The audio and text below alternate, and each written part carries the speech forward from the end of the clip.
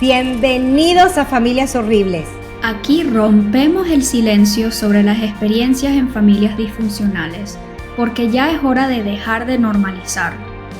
Sabemos lo difícil que es crecer en una familia así y lo desafiante que es romper el ciclo. Pero queremos que sepas que no estás solo ni sola, que nadie tiene derecho a maltratarte y que mereces paz y amor. Junto con invitados y profesionales, exploramos la realidad detrás de las puertas de estas familias y compartimos información sobre cómo pasar de sobrevivir a vivir. Antes de empezar, les recordamos que nos sigan, pongan like, comenten, compartan. Aunque parece simple, esto nos ayuda a ampliar nuestro alcance, porque nunca sabemos quién necesita nuestro mensaje. Buenas a todos, bienvenidos a un episodio más de Familias Horribles. Yo soy Alicia. Y yo, Ariana. Hoy estamos muy emocionadas de hablar con Alicia Durán, psicoterapeuta informada en trauma y nutrióloga informada en trastornos de alimentación. Bienvenida, Alicia, muchísimas gracias por estar aquí con nosotras. Bienvenida Tocaya, así se dice en Venezuela. Oye, sí, tocaya, totalmente. Acá en México también se dice así. Y he de decir, Alicia, que el hecho de que nos llamemos igual, para mí también fue como una fuente de inspiración, ¿no? O sea, ¡qué lindo! como el conectar contigo y decir, se llama Alicia como yo, ¿no? Entonces, Sí. creo que eso también es muy valioso de compartir, ¿no? Sí. Bueno, sí, la verdad es que encantada. Encantada de estar aquí. Nosotras súper felices. Sí, muy felices de que estés aquí. Bueno, oye, el tema de hoy va a ser muy interesante: resiliencia, sanación y la conexión cuerpo-mente en el proceso de recuperación del trauma complejo. Es que es vital, crucial que haya esa atención en la terapia, en lo que hagas, mente, cuerpo. No puede ser solamente terapia hablada. Tenemos que aprender a regular nuestro sistema nervioso. Pero para eso tú estás aquí y nos vas a contar. A ver, cuéntanos un poquito de tu historia. Bueno, creo que sería fundamental para mí primero partir de esta...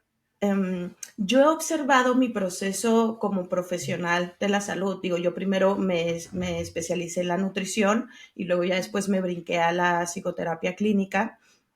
Y he descubierto que en mi propio proceso de formación es como si fuera esta parte simbólica de mi propio camino que he ido construyendo en mi propia también sanación, que he de decir, y es muy importante decirlo, no hay como una meta, no hay una meta total, ¿no? No es como, sí, ya alcancé la sanación, porque yo creo que también últimamente romantizamos mucho eso, ¿no? Así como, no, haz todas estas cosas y entonces vas a sanar y ya te vas a sentir libre. Y pues no, incluso yo ahora siendo psicoterapeuta y tratando de abordar a mis consultantas desde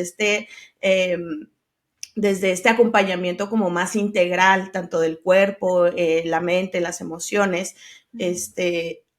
aún así, yo sigo viviendo con de repente ansiedad, justo lo platicamos ahorita antes de empezar la grabación, ¿no? O sea, para mí el presentarme en este momento me genera también mucha ansiedad, me genera mucho miedo, me genera mucha incertidumbre, se activan todas estas impulsos reactivos, ¿no? De inseguridad, de tal vez no lo voy a hacer bien, tal vez no soy suficiente, y ha sido algo que yo observo que aparece en esta línea de los procesos traumáticos, sobre todo cuando empezamos a vivirlos desde la infancia.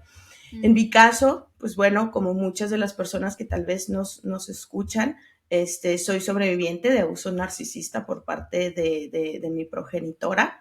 En la actualidad, tengo un contacto cero que es realmente reciente, aproximadamente son como 5 meses, incluso apenas estoy como por pasar por primera vez estas fechas como decembrinas y demás, en un ambiente completamente distinto al que siempre estuve acostumbrada, lo cual por un lado es bastante emocionante, ¿no? Pero también he de reconocer que hay una parte de mí que está como que en esta dinámica de, bueno, pero que ¿será que yo soy la malagradecida? ¿Será que yo soy la mala? ¿Será que no? La culpa, sí. Ajá, porque la culpa como tal es algo que se puede hacer muy, muy presente en nosotros como sobrevivientes y que es complejo ir como desarticulando o contrastando constantemente esta información. Entonces, Sí. Sí. yo creo que mi recorrido consciente empieza desde muy temprana edad. O sea, yo me recuerdo a mí desde la infancia y en la adolescencia, detectando que había sensaciones emocionales en mí que yo quería que fueran explicadas, ¿no? Yo recuerdo mucho, o sea, pasar momentos como muy tristes de empezar como a contrastar la información con las demás personas. Es decir, en mi casa, por ejemplo, fue algo que yo normalicé durante toda la infancia probablemente. Había un caso demasiado severo de acumulación, ¿no? Que pues principalmente era propiciado por mi progenitora. Pero entonces había una dinámica en donde ella era la acumuladora, pero a mí y a mi hermana siempre había una presión, ¿no? Y una imposición de la culpa en esta parte. ¿Por qué no limpian? Son unas huevonas, son unas inútiles, no hacen nada, ¿por qué no hacen esto, aquello y el otro? Y entonces había una incapacidad inmensa en nosotras porque eran tantas cosas, en verdad, tantas cosas, era no poder tener un espacio para ti. Incluso con el tiempo después fui descubriendo que en el narcisismo eso puede ser común porque sigue siendo una forma de control, ¿no? O sea, te controlo tanto que ni siquiera te permito tener un espacio físico para habitar, ¿no? Claro, claro. Entonces, todo ese tipo de secuelas van dejando una marca, no solo emocional, sino también fisiológica. O sea, cuando yo pude independizarme y empezar a formar como mi propio red de apoyo y demás, recuerdo que los primeros meses en mi casa con mi pareja, yo dormía hecha bolita, ¿no? En la cama, y la cama grandota, amplia, y yo así hecha bolita. Y entonces me decía, ¿por qué no te estiras? Y decía, no sé. O sea, vivía acostumbrada a dormir en un sillón que ya estaba muy dañado, o sea, literalmente ya casi eran tablas, ¿no? Ya va, un momento, discúlpame por interrumpirte. Tú creciste durmiendo en un sillón que eran prácticamente tablas. Sí, sí.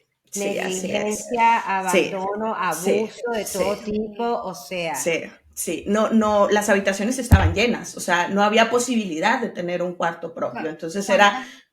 ¿Cuántas personas vivían en tu casa? Sí, mi hermana, mi progenitora y yo, ¿no? Mi padre es inmigrante, entonces él se fue muchos años a Estados Unidos, él vuelve hasta que yo estoy en la adolescencia, pero también siento que la dinámica que había para cuando él regresa, ya había mucho blindaje, ¿no? O sea, crecimos normalizando e incluso no visibilizando esta situación, era como tener una doble vida, ¿no? O sea, ¿Puedes explicar un poquito eso? Visibilizando, normalizando, qué se siente, cómo lo ve desde ahí, desde los ojos, desde esos ojos del pasado. Sí. Creo que era como caer en un estado de normalización, como un mecanismo también de defensa, ¿no?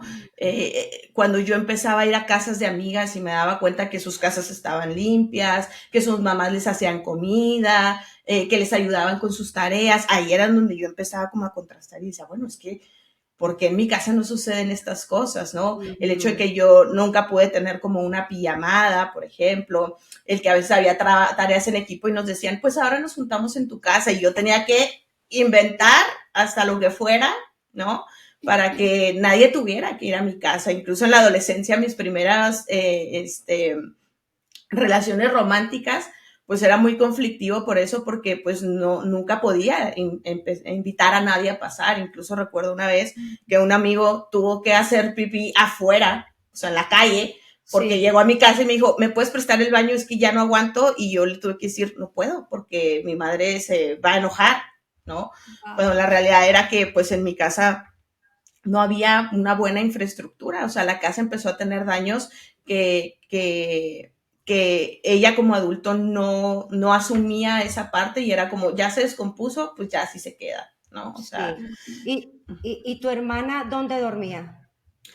Mi hermana con el tiempo fue limpiando una habitación y en ese sentido sí siento que hubo un poquito más como de apoyo por parte de mi progenitora, porque ese cuarto sí estaba como inicialmente destinado para ella, ¿no?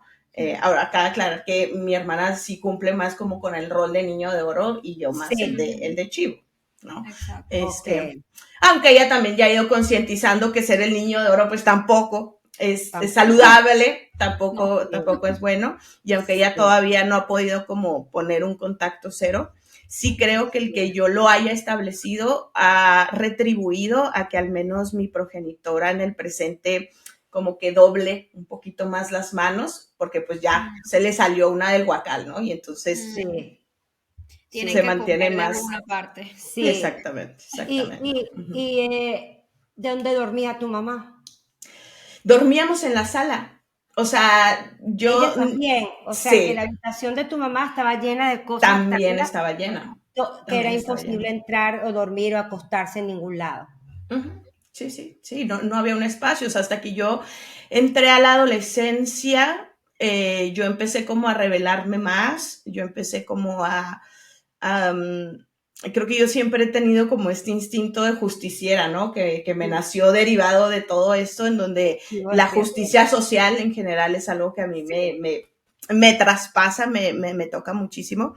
Entonces, pues sí, yo con la espada desenvainada, siempre tratando de hacer que me escucharan. Incluso tengo un timbre de voz bastante fuerte que la gente cuando me conoce me dice, oye, espera, estás gritando. Y yo, no, es que así es mi voz. O sea, aprendí a hablar así porque necesitaba ser escuchada, ¿no? O sea, necesitaba ser escuchada y entonces son recursos que uno va diseñando. Incluso también tengo los ojos bien grandes y a veces me dicen, qué bonitos tus ojos, pero otras veces me dicen, es que tienes una mirada de fuego, ¿no? Letal. Y uno dice, pues sí, o sea, el cuerpo va diseñando también sus propios recursos de defensa y de protección. Entonces sí, sí. muchos años fueron en la sala, en los sillones que ya estaban destruidos, y hasta que yo empiezo como a validar más parte de mi independencia.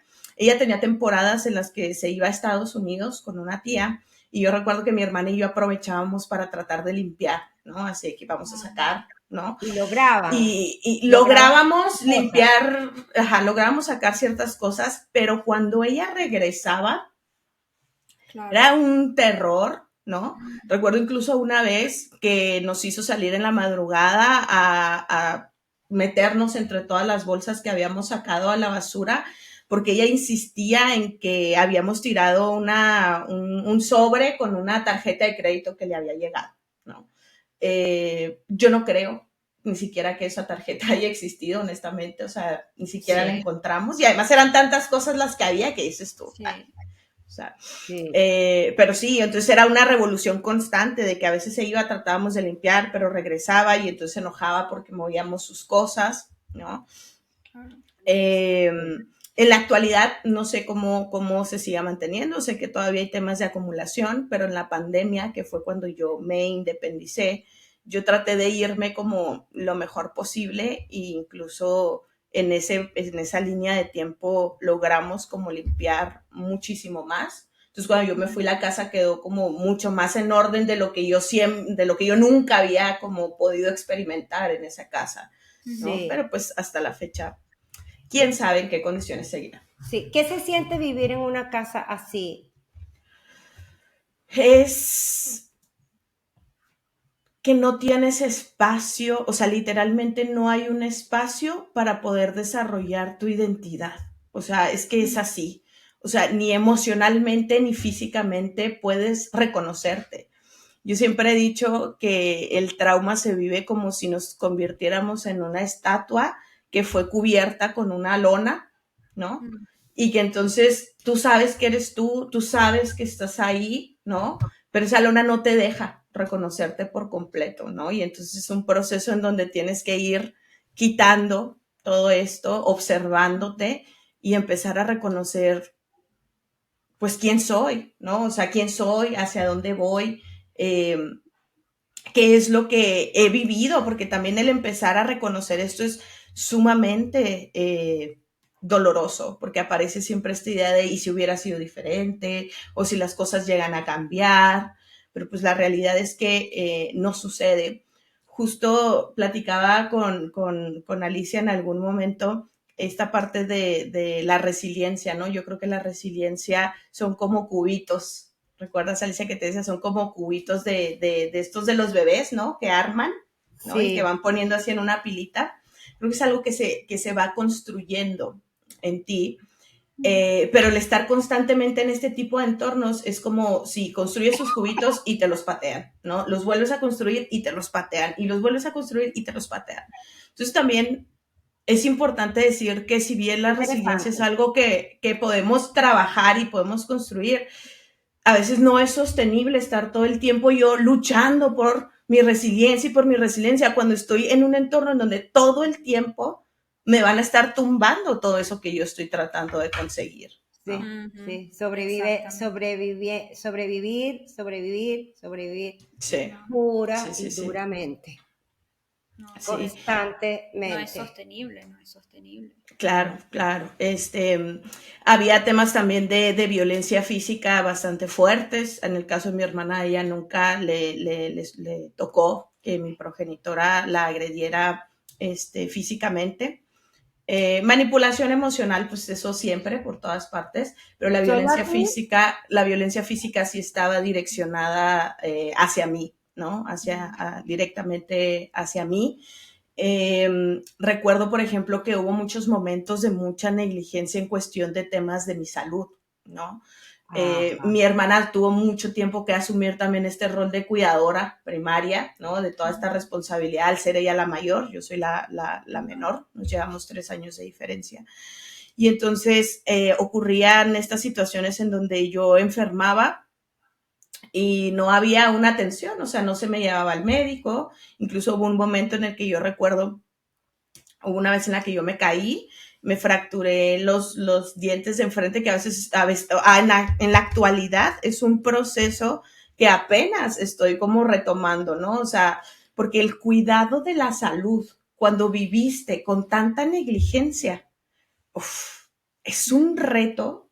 O sea, el aprender a cuidar de mí misma, claro, para mí fue una experiencia tan fuerte y hasta la fecha sigue siendo incluso muchas veces dolorosa, porque muchas veces uno conecta con esta herida de decir, carajo, o sea, yo tengo que curar, reparar y buscar resolver todo lo que quien estuvo a cargo de mí durante la infancia y la adolescencia no hizo.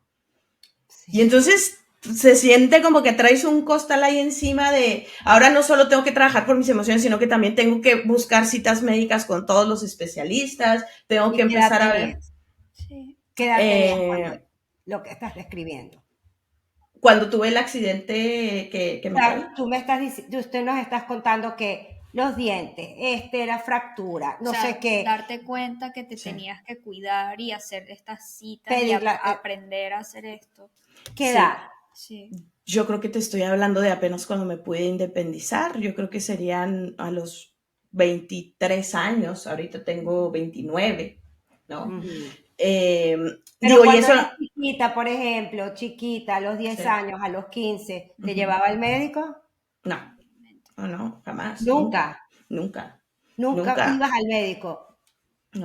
No, incluso yo empecé a llevar procesos terapéuticos porque a los 16 años tuve un intento de suicidio. Entonces, como me tuvieron que internar, fue con pastillas. Entonces me tienen que internar para hacerme un lavado de estómago. En ese entonces ella estaba en Estados Unidos.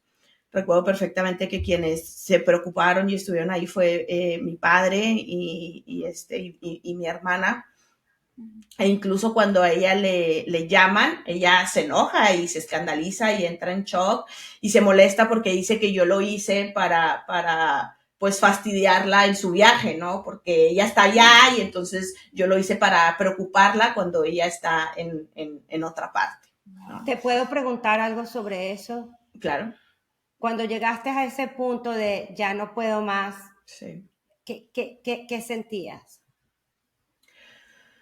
Yo creo que era un cansancio, un hartazgo, una total desesperanza. O sea, y digo, recuerdo también que en ese momento pues yo estaba apenas como conectando con esta parte del amor romántico y demás. Y entonces también, ¿no? Tuve un novio en la prepa, y que yo había puesto como todas mis emociones encima de ese Tu novio, ¿no? esperanza. Sí, sí, toda mi esperanza. Y entonces termina esa relación que también estaba siendo pues abusiva, ¿no? Claro. Eh, y entonces ahí es donde todo empieza a colapsar en mí. Recuerdo que previamente yo tuve muchos días en los que yo lloraba, me retorcía de dolor, tenía ataques de ansiedad, tenía ataques de pánico todo el tiempo. Muchos años desarrollé muchas somatizaciones corporales. Mi abdomen, por ejemplo, desde que yo soy muy pequeña siempre ha estado inflamado, inflamado, inflamado, inflamado. Incluso Wow. recuerdo que ella se burlaba de mí porque aunque yo estuviera muy delgadita, seguía teniendo mi vientre inflamado y ella siempre hacía burla respecto a eso, ¿no? Hacia Yo cómo se sufro de veía. eso, te entiendo. Ujú, ujú. Y aquí es importante también mencionar esta parte. Muchas veces los trastornos de la conducta alimentaria y la dismorfia corporal no son, digo, todas sabemos que existe una violencia estética hacia la mujer, ¿no? Que los estereotipos y cánones de belleza son algo muy fuerte que impacta en la relación con nuestros cuerpos, especialmente a las mujeres.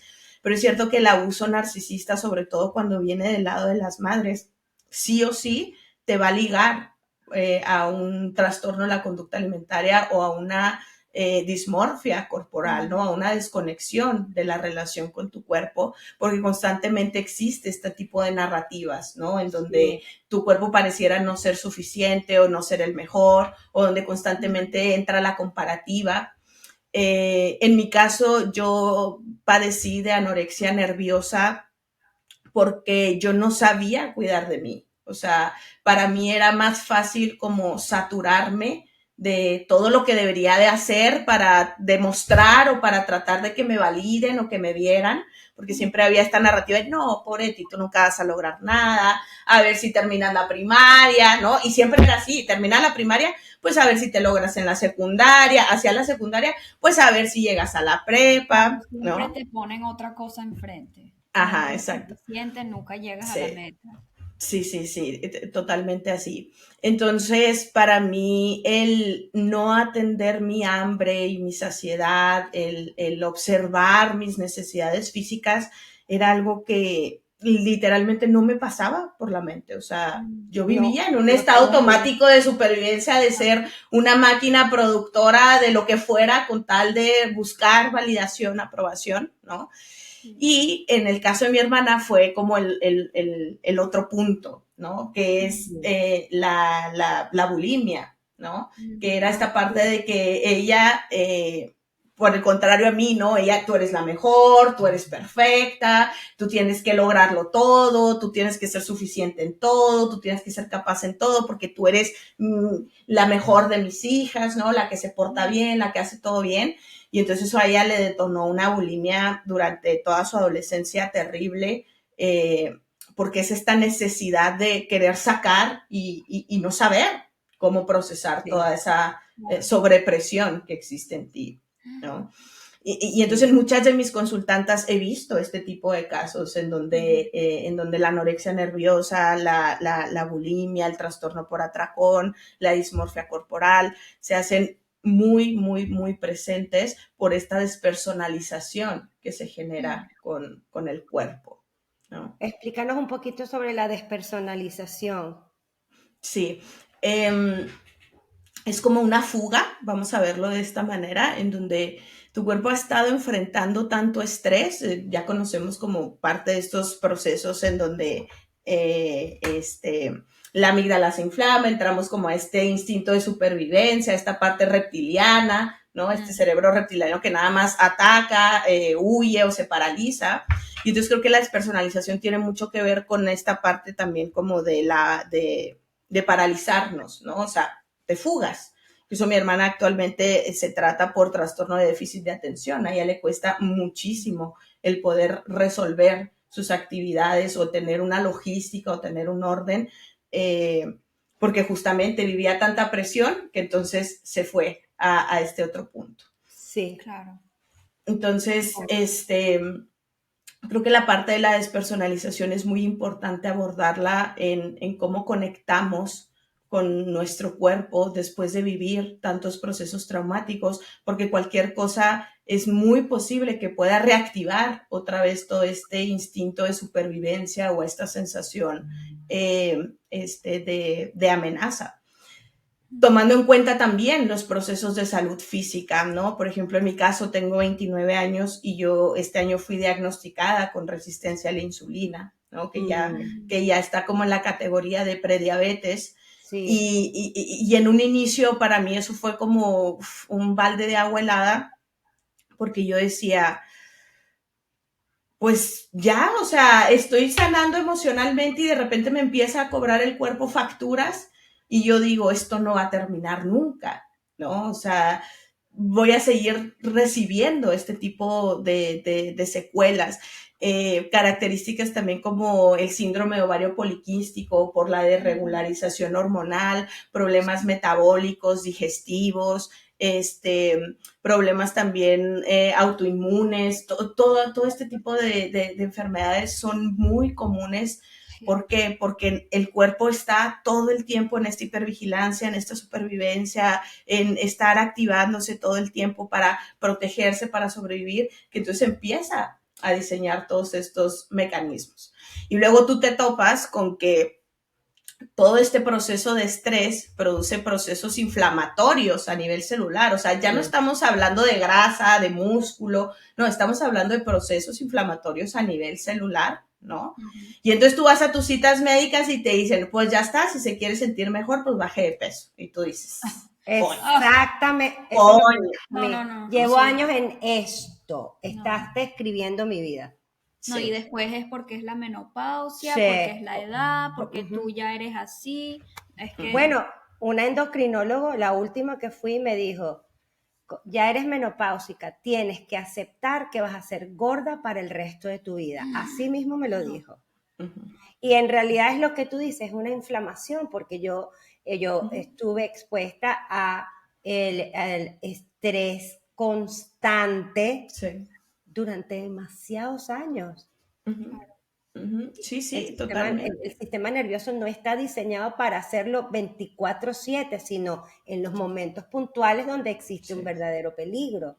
Sí, y creo que ahí es importante también nombrar esta gordofobia médica que existe, ¿no? O sea, porque se ha normalizado tanto en la sociedad el estigmatizar la diversidad de los cuerpos, que entonces, más allá de acompañar procesos de salud, terminan propiciando conductas de riesgo, ¿no? Cuando en realidad no conocen el trasfondo de lo que te lleva a habitar tu corporalidad, porque incluso puede ser genético, ¿no? O sea, incluso puede ser que habitas un cuerpo grande y no pasa nada, simplemente genéticamente así es como estás predispuesto, y en tanto tú realices tus estudios médicos, en tanto tú trates de llevar una alimentación balanceada, y por balanceada me refiero no a una dieta estricta, sino más bien a aprender a tener una intuición alimentaria, que es un punto muy importante que vamos a tocar ahorita. Explícamelo, sí. Que justamente la alimentación intuitiva tiene que ver con aprender a conectar con tus instintos naturales de hambre y saciedad. Todos los seres humanos somos comedores intuitivos. ¿Qué significa esto? Que cuando yo nazco, yo sé cuando tengo hambre y sé cuando estoy satisfecho. Entonces, por ejemplo, un bebé, ¿no?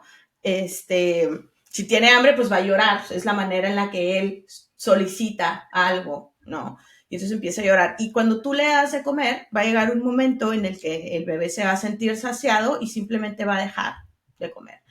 Claro. Te va a quitar el seno, el biberón, va a ser puchero, va a cerrar la boquita. Incluso el gesto que conocemos como para decir que no, que es viene desde el destete, ¿no? O sea, un bebé cuando ya no quiere, Y empieza a hacer así. Claro. Sí, Empieza a ser que como no, se en la quita. cabeza. Ajá, sí, exactamente. empieza a moverse así, sí. Ujú. Yo Pe- dije, Ujú. Sí, claro, No, tú lo debiste haber vivido en carne propia. Sí.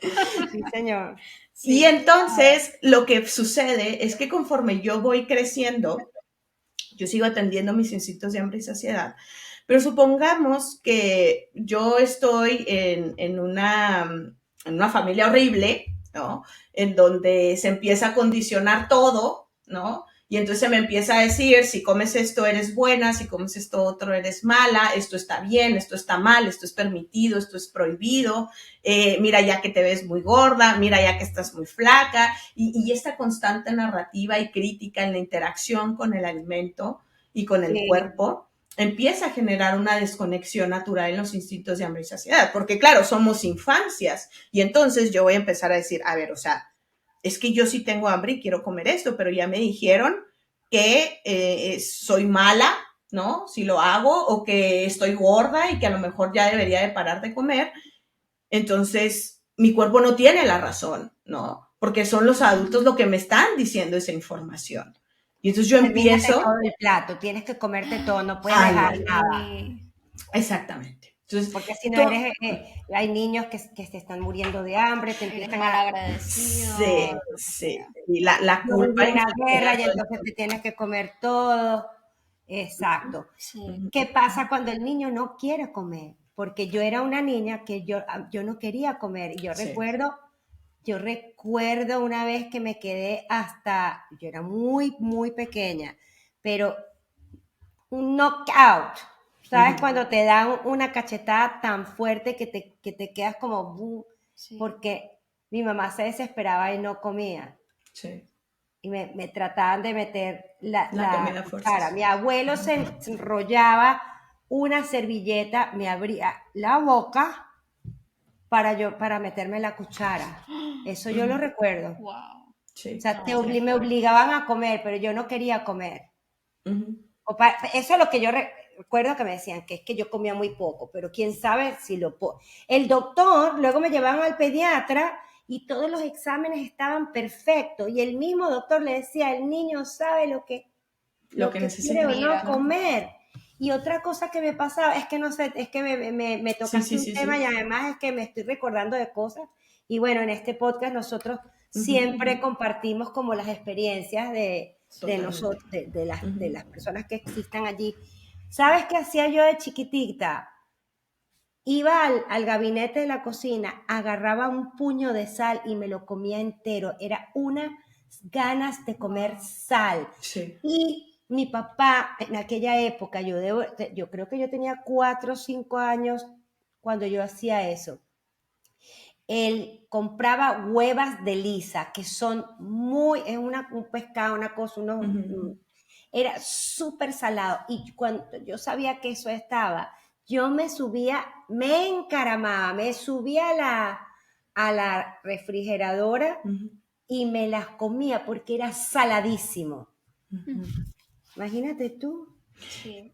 Claro, y es que volvemos a esta parte, ¿no? Este tipo de imposiciones, de no permitirnos conectar con nuestros propios instintos. O sea, la alimentación es la principal fuente de, no solo de nutrición, sino también de un proceso emocional de cuidado, ¿no? Sí, Ujú. Eh, sí. Justamente cuando empezamos a alimentarnos, es decir, cuando ya entramos a un proceso de ablactación en donde ya no solo es leche o biberón, sino que ya empezamos a consumir otros grupos de alimentos, aprendemos a conectar con el mundo a través de la comida, porque la comida es la que nos empieza a ofrecer las primeras señales de sensaciones, colores, texturas, formas, olores, ¿no? O Mm. sea, empezamos, por eso es que un bebé, ¿no? Cuando empieza a tener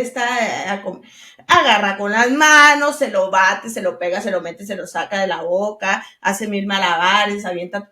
Claro, porque está aprendiendo a interactuar no solo con la comida, sino con todo su entorno. Y aparte también es una conexión con la naturaleza, Ujú. Sí, ¿no? Qué hermoso lo que Sí, estás diciendo. Claro, claro. totalmente. No, me encanta lo que estás diciendo. Sí, sí, sí. Y entonces, este tipo de prácticas de condicionar los alimentos, de forzarnos a comer, son eventos que terminan siendo sumamente traumáticos y que también van transformando por completo nuestra autopercepción, nuestra autoimagen y nuestra interacción con los alimentos, ¿no? Sí. ¿Por qué Sí. está tan ligado esto? Es que he escuchado yo también, me viene a mi consulta también, Sí. muchas de mis colegas, compañeras, amigas, hermanas también han tenido problemas con la alimentación. ¿Por qué Ujú. está tan conectado con el trauma, con vivir en una familia horrible, pues? Sí. Yo creo que principalmente por esta parte de que, como te decía, al desconectarnos de estos instintos naturales y el empezar a mostrar como estas imposiciones, desde Ujú. ahí empezamos como a no atender lo que nuestro cuerpo necesita. Ok, sí, Ujú. porque nos Y al desconectamos no, de nuestro cuerpo, claro, sí. y al estar completamente desconectada de mi cuerpo, entonces, o no interpreto mi hambre en ningún momento y entonces llego a estados de anorexia, es que no quiero, no. E incluso esto, si ya viví procesos en donde me obligaban a comer, naturalmente yo ya sé que la hora de comer va a ser una experiencia traumática, dolorosa. Entonces mi cerebro empieza a condicionarse desde esa narrativa, o sea, no, ya va a tocar comer, ya va a ser problemas, ya me van a empezar a gritar que me acabe todo Me- el plato, ya voy a empezar a sentir culpa, ¿no? Y entonces claro que te fugas, ¿no? O sea, aprendes a fugarte en ese tipo de momentos. O por el contrario, ¿no? Es tanta la ansiedad que se genera en mí que entonces el cuerpo empieza a utilizar el hambre emocional como un recurso de gestión para las emociones. O sea, Ujú. tenemos que recordar que hay un eje intestino-cerebro. O sea, todo lo que pasa acá tiene una repercusión directa con el sistema digestivo y viceversa. O sea, los intestinos producen la mayor cantidad de neurotransmisores para enviarlos a nuestro cerebro y entonces el hambre emocional es un recurso de regulación emocional. Y Sí, muchas veces esta como cultura de dieta, ¿no? Nos nubla la idea de que la alimentación solo tiene que ver con nutrición, pero no es así. O sea, los seres humanos tenemos una conexión con el alimento que va más allá de la parte nutricional. Desde que descubrimos el fuego y nos empezamos a sentar en comunidad, ¿no? Para compartir los alimentos, desde ahí el alimento se convierte en cultura, en tradición, en conexión con otras personas. Incluso yo he visto mucho que ahora las grandes empresas, los negocios ya no los cierran en una oficina, es vamos a un restaurante. Ujú. Porque, claro, una persona que está comiendo, que está tranquila, que está relacionándose tranquilamente, pues es una persona muchísimo más receptiva a la Ujú. información, ¿no? Entonces, la conexión que hay con el alimento y las emociones es profundamente, casi que directa, ¿no? O sea, una cosa nos lleva a la otra y es por eso que el empezar a tener estas desconexiones de nuestros instintos naturales nos lleva es producto de este instinto de supervivencia o de esta desconexión de nuestro cuerpo. ujú, Ahora, yo siempre digo, el hambre emocional no es algo malo, no es algo que debamos de quitar de nuestra vida, es un recurso necesario. Es cierto que a veces puede convertirse en algo problemático cuando pareciera ser mi único recurso de contención claro. emocional, ¿no? Y entonces en ese caso yo les digo, ok, no se trata de eliminar el hambre emocional, sino se trata de ir encontrando otras herramientas y otros recursos que me permitan también autogestionarme, entendiendo que el hambre emocional también va a ser parte de esos recursos, ¿no? Pero no va a ser el único que va a Ok. existir. Sí. O en Ahora, realidad también es que es tu cuerpo intentando comunicarte algo. claro. O sea, es siempre tratarte con compasión y escuchando sin juzgar ni nada, sino, ok, ahora estoy sintiendo esto. ¿Qué me está intentando comunicar mi Claro. cuerpo? ¿Qué es lo que en realidad necesito? Porque sé, a lo mejor sabes que que crees que te está pidiendo tu cuerpo, que es Uh -huh. cierta comida o lo que sea, pero no es eso en realidad. ¿Qué señal hay dentro de Ujú, este escenario? claro. Y poco a poco por ahí. Sí. Sí, y también creo que es importante nombrar que muchas veces la interacción que tenemos con los alimentos puede partir o de creencias limitantes, ¿no? Ujú. Como por ejemplo, el pan engorda, es una creencia limitante. Y Ajá. entonces yo aprendo a vivir bajo esa creencia, bajo esa narrativa, y qué es lo que voy a obtener cada vez que yo tenga una interacción con ese alimento: culpa, Exacto. vergüenza, ¿no? Ujú. Y demás. O puedo tener también conexiones emocionales con alimentos que me produzcan cierta tranquilidad. Por ejemplo, en mi caso, algo que yo comparto mucho es que cuando yo era pequeña, yo recuerdo que los fines de semana iba a casa de mis abuelos y eran como los momentos en los que yo podría decir que podía sentirme como más tranquila, ¿no? Y Ujú. entonces cuando iba con ellos me llevaban a una tiendita de ahí de por su casa y me dejaban elegir algo, o sea, que yo eligiera, sí, Ujú. algo para comprarme. Y entonces yo siempre agarraba unas papitas, acá se les conoce en México como sabritas, son las Lays, No pues sé. son papitas, fritas, ¿no? O Ajá. sea, de las que Sí. vienen así en bolsita, ¿no? Ajá. Entonces yo me compraba unas de esas, específicamente unas que son de sabor limón, eh, y yo sé que ese alimento en mi vivencia actual sigue siendo un recurso de autogestión emocional. ¿Por qué? Porque cada vez que yo como ese alimento, ¡fum!, me conecta con estos momentos como de felicidad, de tranquilidad, de sentirme, de poderme sentir como una Ujú. niña, ¿no?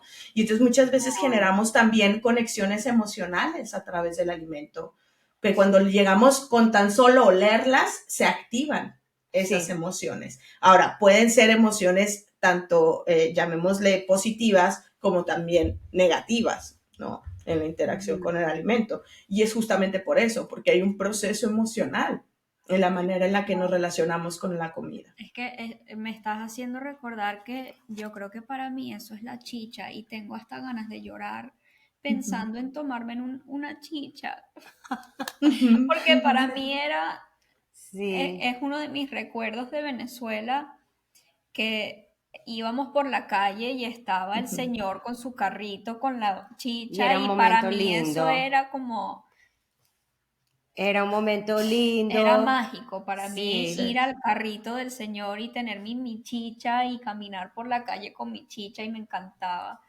Uh Wow. -huh. Uh -huh. No, qué Sí. importante lo que estás explicando. Sí, Sí. sí, Sí. y Sí. creo que es muy valioso el poderlo visibilizar desde ahí, porque como les digo, esta cultura de dieta es muy rígida, o sea, es muy cuadrada, es muy simplificada, y yo creo que quienes hemos vivido procesos traumáticos, definitivamente, si algo yo pudiera decirles como nutricionista es: no vivas un proceso de dieta, no lo hagas. Ujú.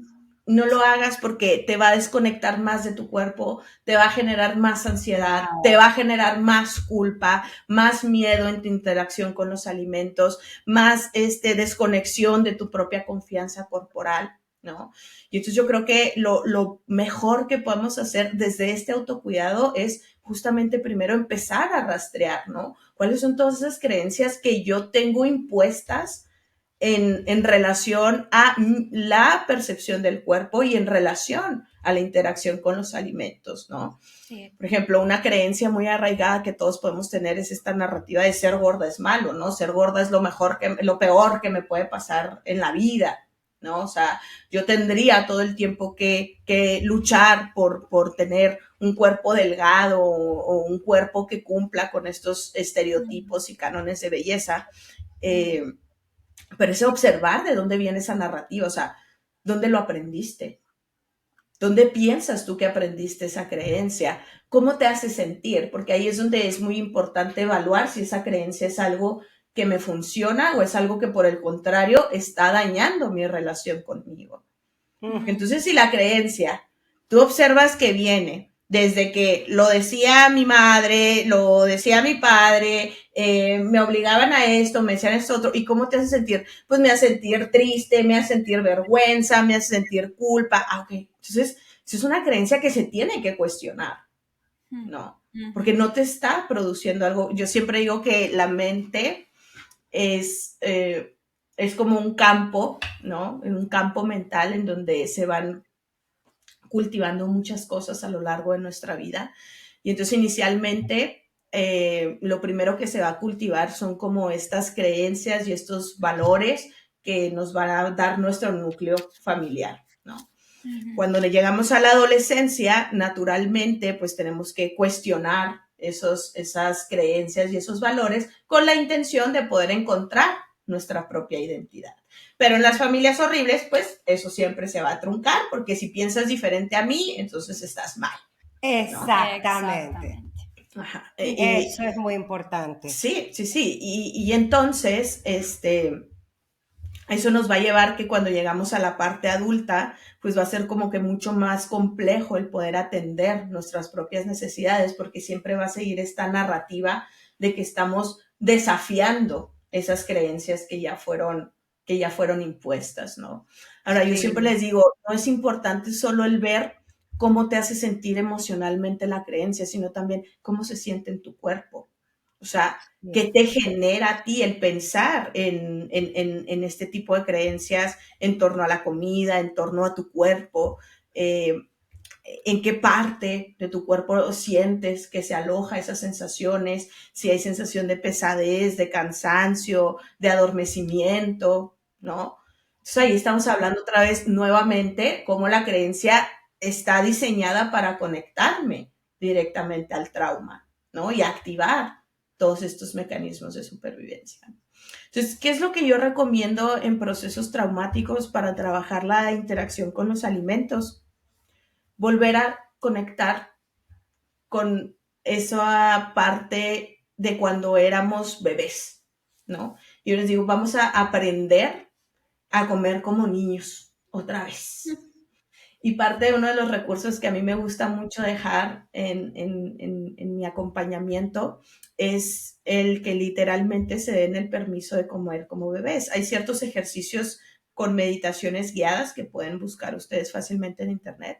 Se le conoce como mindful eating, que es como el mindfulness aplicado en la interacción con el alimento, que básicamente te guía como a un proceso de observar, de oler, de tocar, de saborear lentamente, ¿no? Pero a mí me gusta resumirlo a comer como niños, ¿no? ¿Y qué es comer como niños? Tal cual como les decía ahorita, o sea, date el permiso de elegir un platillo, el que tú quieras, que tú consideres que te conecta en un espacio de bienestar, ¿no? O que en este momento se te está antojando, tal cual. Y entonces tú te vas a sentar con ese plato y yo les digo, hay que darle una bonita presentación. Vamos a jugar un poco que somos chef y que nos la sabemos todas en la cocina y entonces elegimos un plato bonito, tratamos de darle una buena presentación. Te vas a sentar en la mesa, vas a tratar de no tener ningún tipo de distractor, celular, televisión, ¿no? Estar nada más tú con ese momento y empezar a observarlo primero. ¿A qué te recuerda? ¿No? O sea, ¿qué te recuerda ese alimento? ¿Cómo te hace sentir? Y luego empezar a observar qué colores tiene, de qué forma se ve, ¿no? Y luego empezar a tocar. Yo les digo, coman con las manos. Necesitamos volver a comer con las manos. Sí, o sea, es valioso volver a tener esa conexión directa con el alimento. Y entonces toca con tu mano el alimento, siente la sensación. Incluso puede haber sensaciones que puedan sentirse incómodas y eso no significa que es algo malo, significa que me estoy permitiendo conectar con todo lo que vaya a sentir, ¿no? Me encanta todo lo que estás diciendo. Y me tiene como muy, no sé, movida, porque yo tengo un problema ahora con mi imagen y la comida. He engordado 20 kilos. Me hiciste recordar muchas cosas de mi infancia.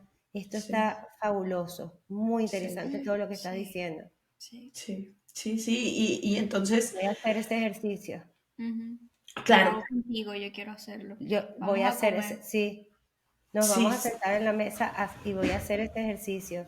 Necesito mi intención no es hacerme terapia aquí ni nada, No. pero por si acaso alguien está sintiendo lo mismo que yo, Ujú. empezar a conectar con mi cuerpo, es que la Sí. comida es que la comida Es que es que no me había dado ni cuenta que la Ujú. comida era son por lo menos 3 veces al día, todos los días. de tu Claro, vida. De tu es con vida. lo que más tenemos interacción, por eso les digo, es una conexión directa, no solo con nosotros, sino también con la naturaleza, con las Todo, emociones, o sea, Con las con personas todo. todo. a tu alrededor, o sea, nosotros aquí juntos.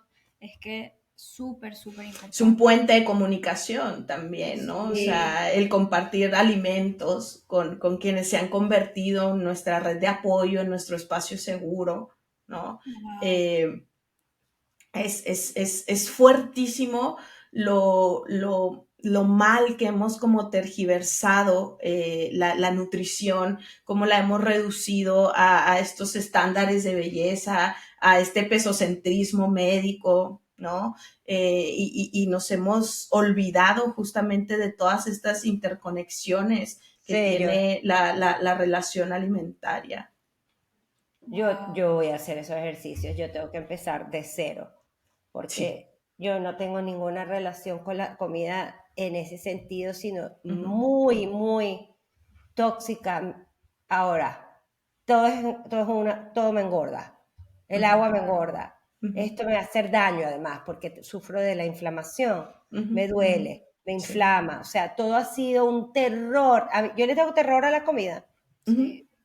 Sí, y es bien complicado porque cuando empezamos, derivado del trauma, claramente, a Claro, tener todos estos procesos inflamatorios, todas estas dificultades digestivas, ¿no? O sí, sea, yo a mis consultantes siempre les digo, o sea, tenemos que hablar de tu caca. sí, Sí, Mm, sí, ujú. porque es importante ver cómo es que tu sistema digestivo también trata de procesar la información, ¿no? Si ¿no? estás padeciendo estreñimiento, ¿qué está pasando en tu proceso emocional? Si estás padeciendo de que traes el estómago suelto todo el tiempo, ¿qué está pasando en tu proceso emocional? Porque ahí Mm, el cuerpo también está hablando, ¿no? Y está tratando de nombrar, de sacar o de decir cosas, ¿no? Eh, y entonces es complejo porque volvemos, llegamos a estas narrativas médicas en donde yo voy con una colitis nerviosa, yo voy sí. con una gastritis, yo voy con una inflamación crónica y Ay, entonces automáticamente el médico lo que me va a decir, pues deje de comer picantes, deje de comer harinas, deje de comer lácteos, deje de comer casi sí, nomás agua ni lechuga, ¿no? sí, y te hacen una colonoscopia y una endoscopia. Ujú. Sí. Ujú, ujú. Sí, y entonces volvemos a que no se está contemplando todo el proceso de, que se ha experimentado a través del trauma, ¿no? Mm, Y el empezar a restringirme de tantas maneras, lo único que va a llevar es a más frustración, más miedo con la comida y más culpa, ¿sí? sí, Y entonces yo creo que, insisto, nuevamente el volver a conectar con tus instintos naturales implica el que tú te des el permiso de empezar a vivir tu propio proceso de ablactación. Así como cuando un bebé que tiene 6 meses y le dicen, ya puede empezar a comer cosas y empiece de una por una y vaya viendo poco a poquito a ver cómo la tolera. Y es eso, es Sí. volver a nosotros a empezar a conectar con cada grupo de alimento, a honrar la interacción con nuestros alimentos, para irle perdiendo este miedo, esta estigmatización que se ha formado, no solo derivado del trauma, sino también de las interacciones que tenemos médicas, que muchas veces en el afán de querer cómo beneficiar a nuestra salud, pues termina ocurriendo lo opuesto, porque nada más sigue habiendo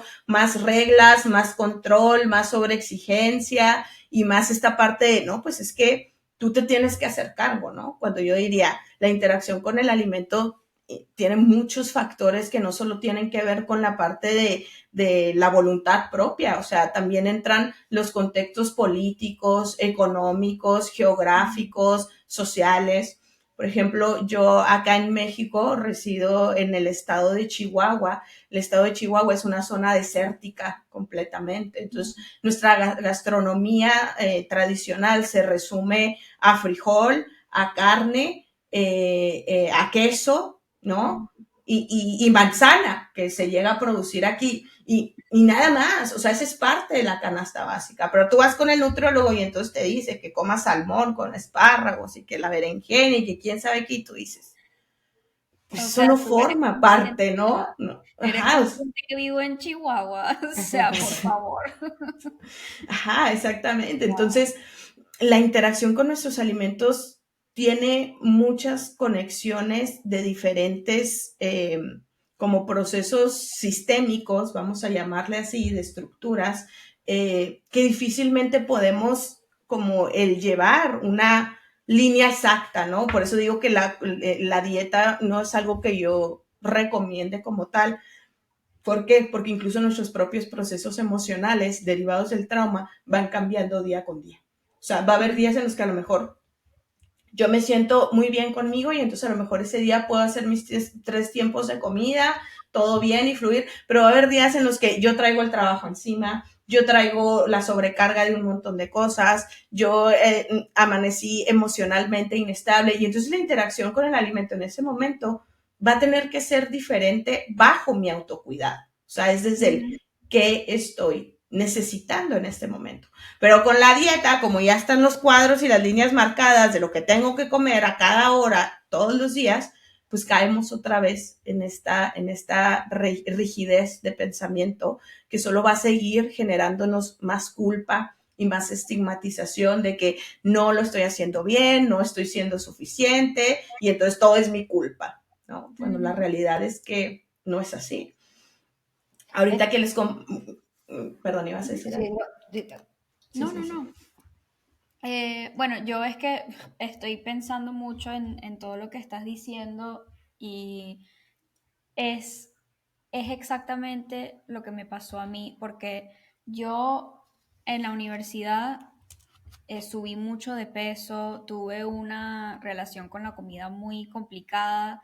No, no creo que llegó a ser como un trastorno alimenticio ni nada, pero era una desconexión total con todo eso.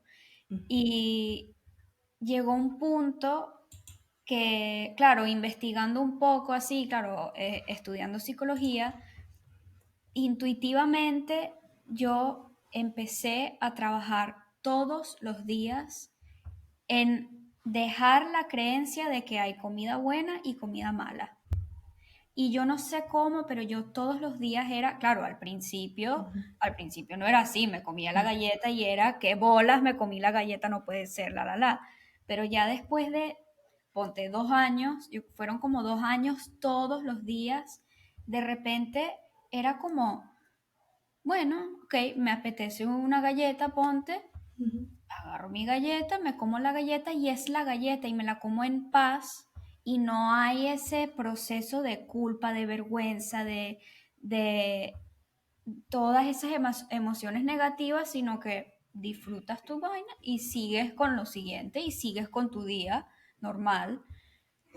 Y cuando yo llegué ahí, empecé a bajar de peso porque ya empecé a escuchar mi cuerpo y no porque sea con la meta de bajar de peso, Ajá, sino que es, pasa naturalmente porque sí. estás escuchando tu cuerpo y ya no es ir hacia esas comidas con una ansiedad que además te hacen comer más o comer menos en algunos casos, o sea, restringirte totalmente, puede ser en cualquier situación.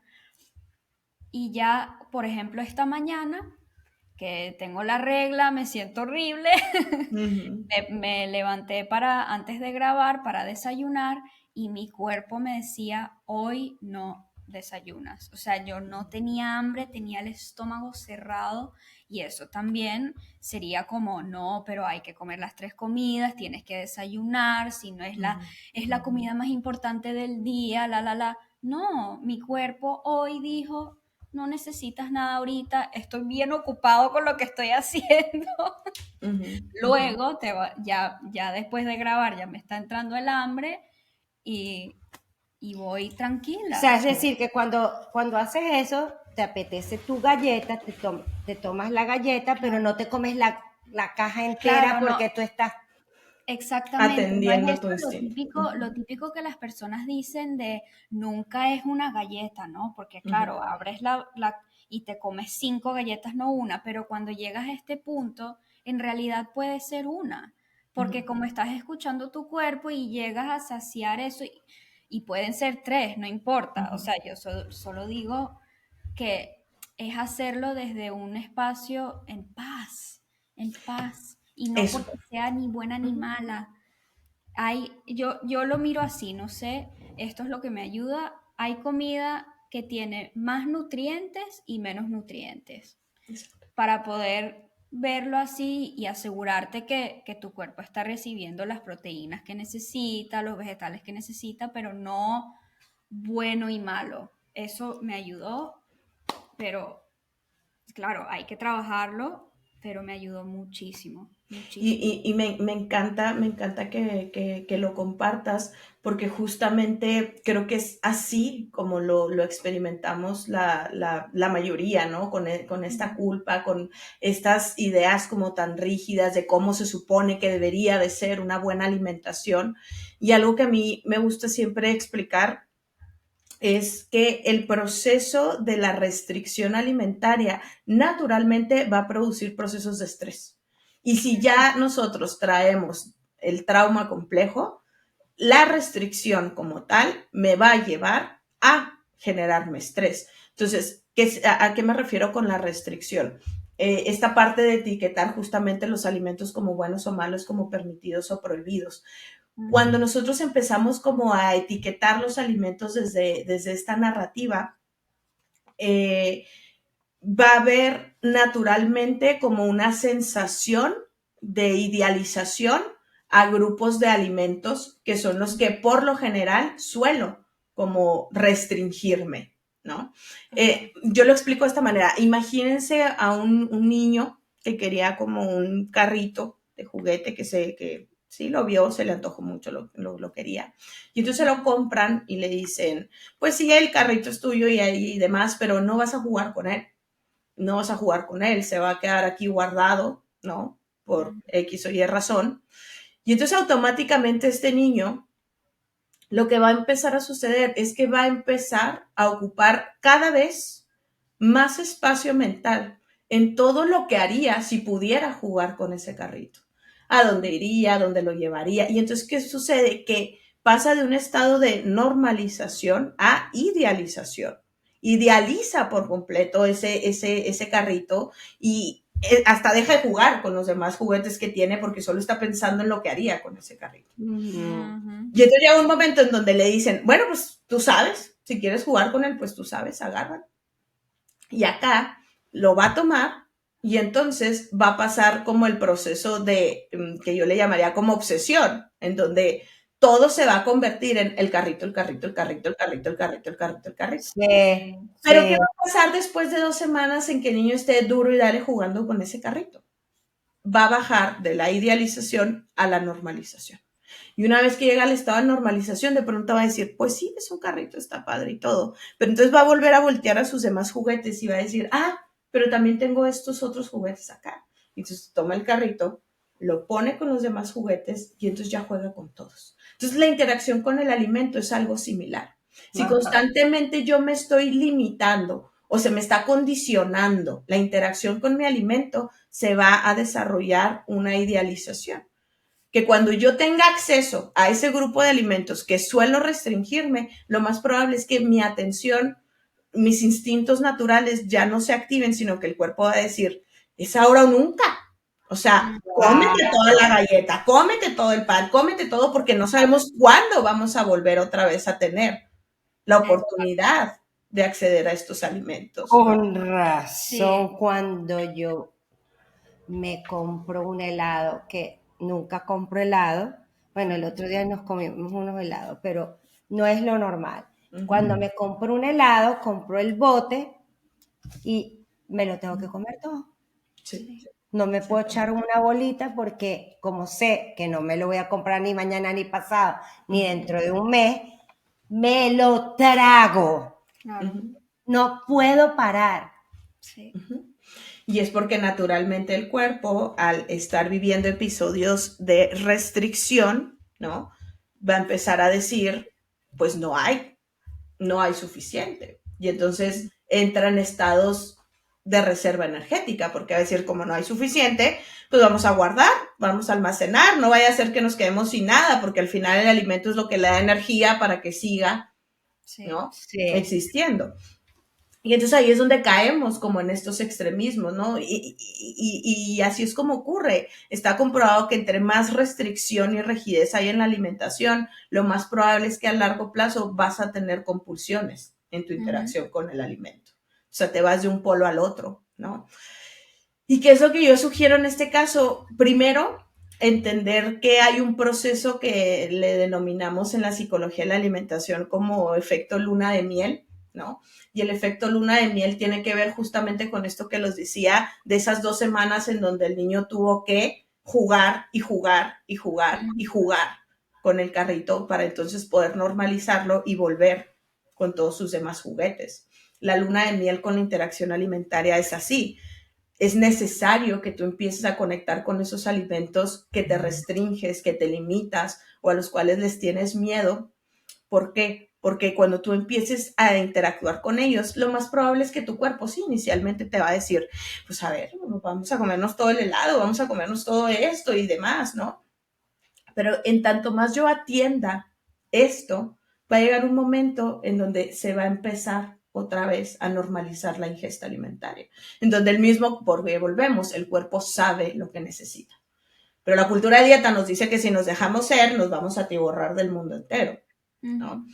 Y no, el cuerpo sabe lo que necesita. No sé si alguna vez les ha pasado que salgan de vacaciones o salgan fuera de sus hogares durante mucho tiempo y tengan que estar comiendo todo el tiempo en la calle y demás.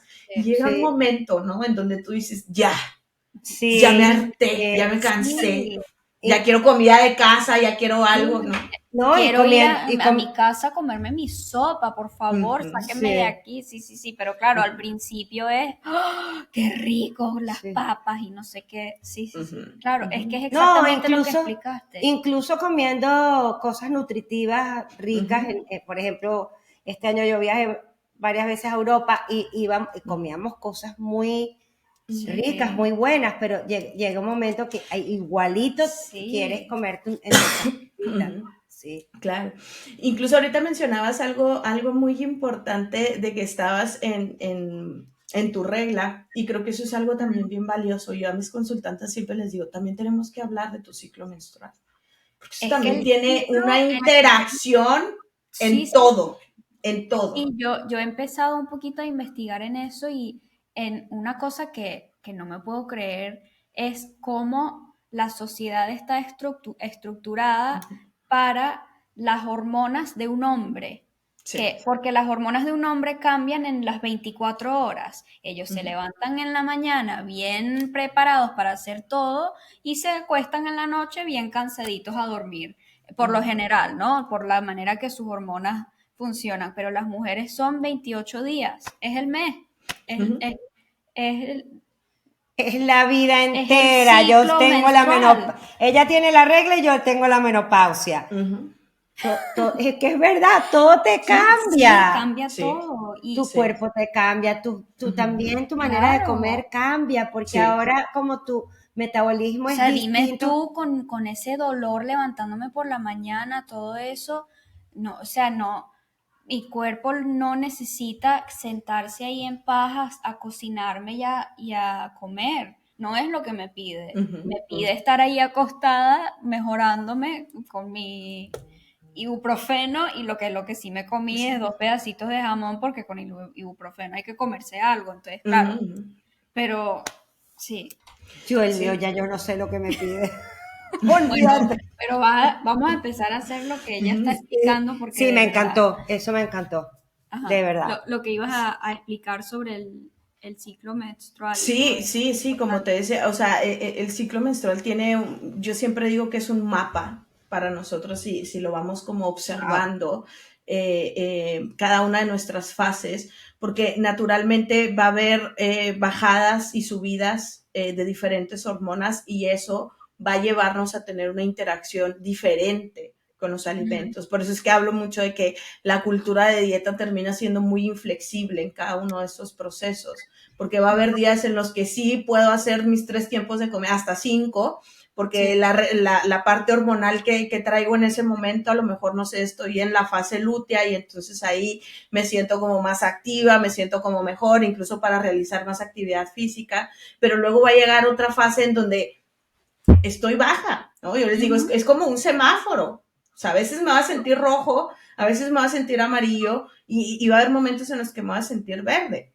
Sí. Ahora, en el amarillo es súper importante, digo, en el rojo primero es bien importante entender que si yo me siento en rojo, o sea, viéndolo así como un semáforo, si yo me siento en rojo, lo que yo necesito en ese momento son nada más atender mis necesidades básicas nuevamente, a regresarme como si fuera un bebé. Si yo despierto y me siento en rojo, ¿qué voy a necesitar hacer? Lo que necesita un bebé. Bañarme, tratar de darme algo de comer y apapacharme. Nada más. Eso es lo que lo apetece, es lo que exacto, apetece, es lo que te pide el cuerpo. Entonces, si yo logro hacer esto en una sensación de estado rojo, probablemente eso me va a mover un poco al amarillo, ¿sí? Pero acá pasa mucho que nos movemos al amarillo y ya de ahí queremos brincar al verde, ¿no? A sentirnos ya poderosas y que podemos estar y con completa normalidad y confort. Y no, el amarillo yo lo defino como un estado justamente de pausa. O sea, en el semáforo, a pesar de que cuando vemos el amarillo que empieza a parpadear le pisamos, ¿no? Para pasar rápido, la realidad es que el amarillo lo que nos está indicando es para. O sea, detente.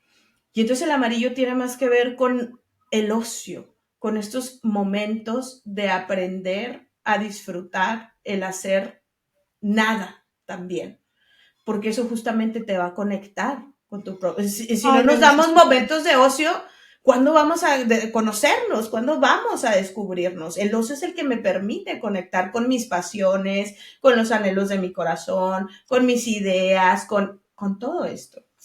Esto que tú acabas de decir es tan importante, ¿sabes? Porque en una familia horrible,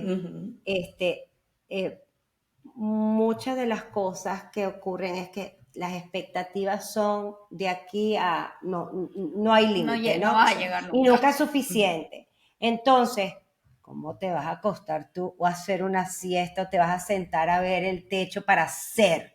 Tú estás loca, eso es ser, estás perdiendo el tiempo, eres una inútil, huevona. Inútil, exacto, una floja, holgazana. Yo todavía, yo no sé si eso es el ADHD, No que, sé. que tengo que ir a ver cómo es la cosa, si te lo tengo o no, pero tengo muchos síntomas, o es que no puedo quedarme quieta. Sí. Porque mi papá me decía, lo único que nunca vas a recuperar es el tiempo. O sea, eso era un mensaje de que no puedes perder el tiempo. No, y que descansar no es productivo. Esa es una creencia que de verdad hay que romper ya. Sí. Que el estar ahí echado, descansando, no es productivo. Sí es productivo. Sí es. Ya es lo más productivo que puedes hacer a veces. Porque Exacto. que sí, que a mí me pasa que tienes 20 cosas que tienes que estar haciendo, pero es que yo esas 20 cosas no las puedo hacer y no las puedo hacer tranquila si no descanso primero. Y además a lo mejor después de descansar las haces más rápido incluso. Porque recuperas tu energía para lograr las otras cosas que quieres hacer. No, en mi casa tú no podías estar, ¿qué? Claro, y entonces lo que no sé si ibas a contar es que, claro, después de vivir así, a la hora que empiezas a trabajar esto y dices, ok, ya sé que me lo merezco, que tengo que descansar, te sientas a descansar y la culpa que sientes en ese momento es infumable. Sí, al principio era culpa, ahora ya no me da culpa, claro. sino que mi cuerpo no lo tolera, mi sistema nervioso. Es demasiada tranquilidad. Tengo que tengo que Y moverme. bueno, pero porque por eso por ahí ya estamos entrando en otra cosa, porque estamos en Sí, diagnóstico diferencial, porque hay sí, muchos temas, pero sí. Claro, para las claro. personas Pero que, para las personas que nos oyen, que es totalmente normal si de repente te dices, ok, te sientas y Sí. no aguantas la sensación. Y es que yo irlo creo, haciendo poco a poco, me imagino que Sí, tú lo recomiendas. claro, Ajá. claro, claro, totalmente. Y es que también yo creo que es muy valioso entender que en los procesos del cambio naturalmente se va a producir la incomodidad.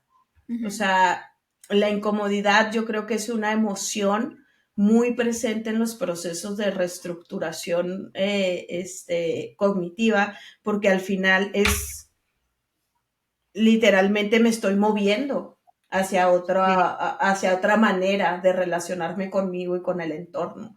Y entonces sí, es incómodo porque es nuevo, porque es diferente, porque mi cuerpo no estaba acostumbrado a interpretarlo de esta manera. sí, Y yo en ese caso siempre les digo, es valioso también abrazar la incomodidad como ese proceso de cambio, ¿no? sí, Porque, claro, eh, este, la incomodidad, como su palabra lo dice, produce una sensación muy incómoda.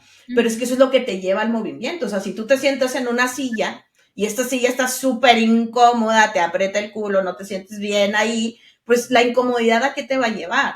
A moverte de ahí, o sea, a cambiarte de posición. sí, sí. Exactamente. Excelente, me encanta. Entonces, ¿qué recomendaciones tienes para las personas para empezar este proceso de recuperación? Uh-huh.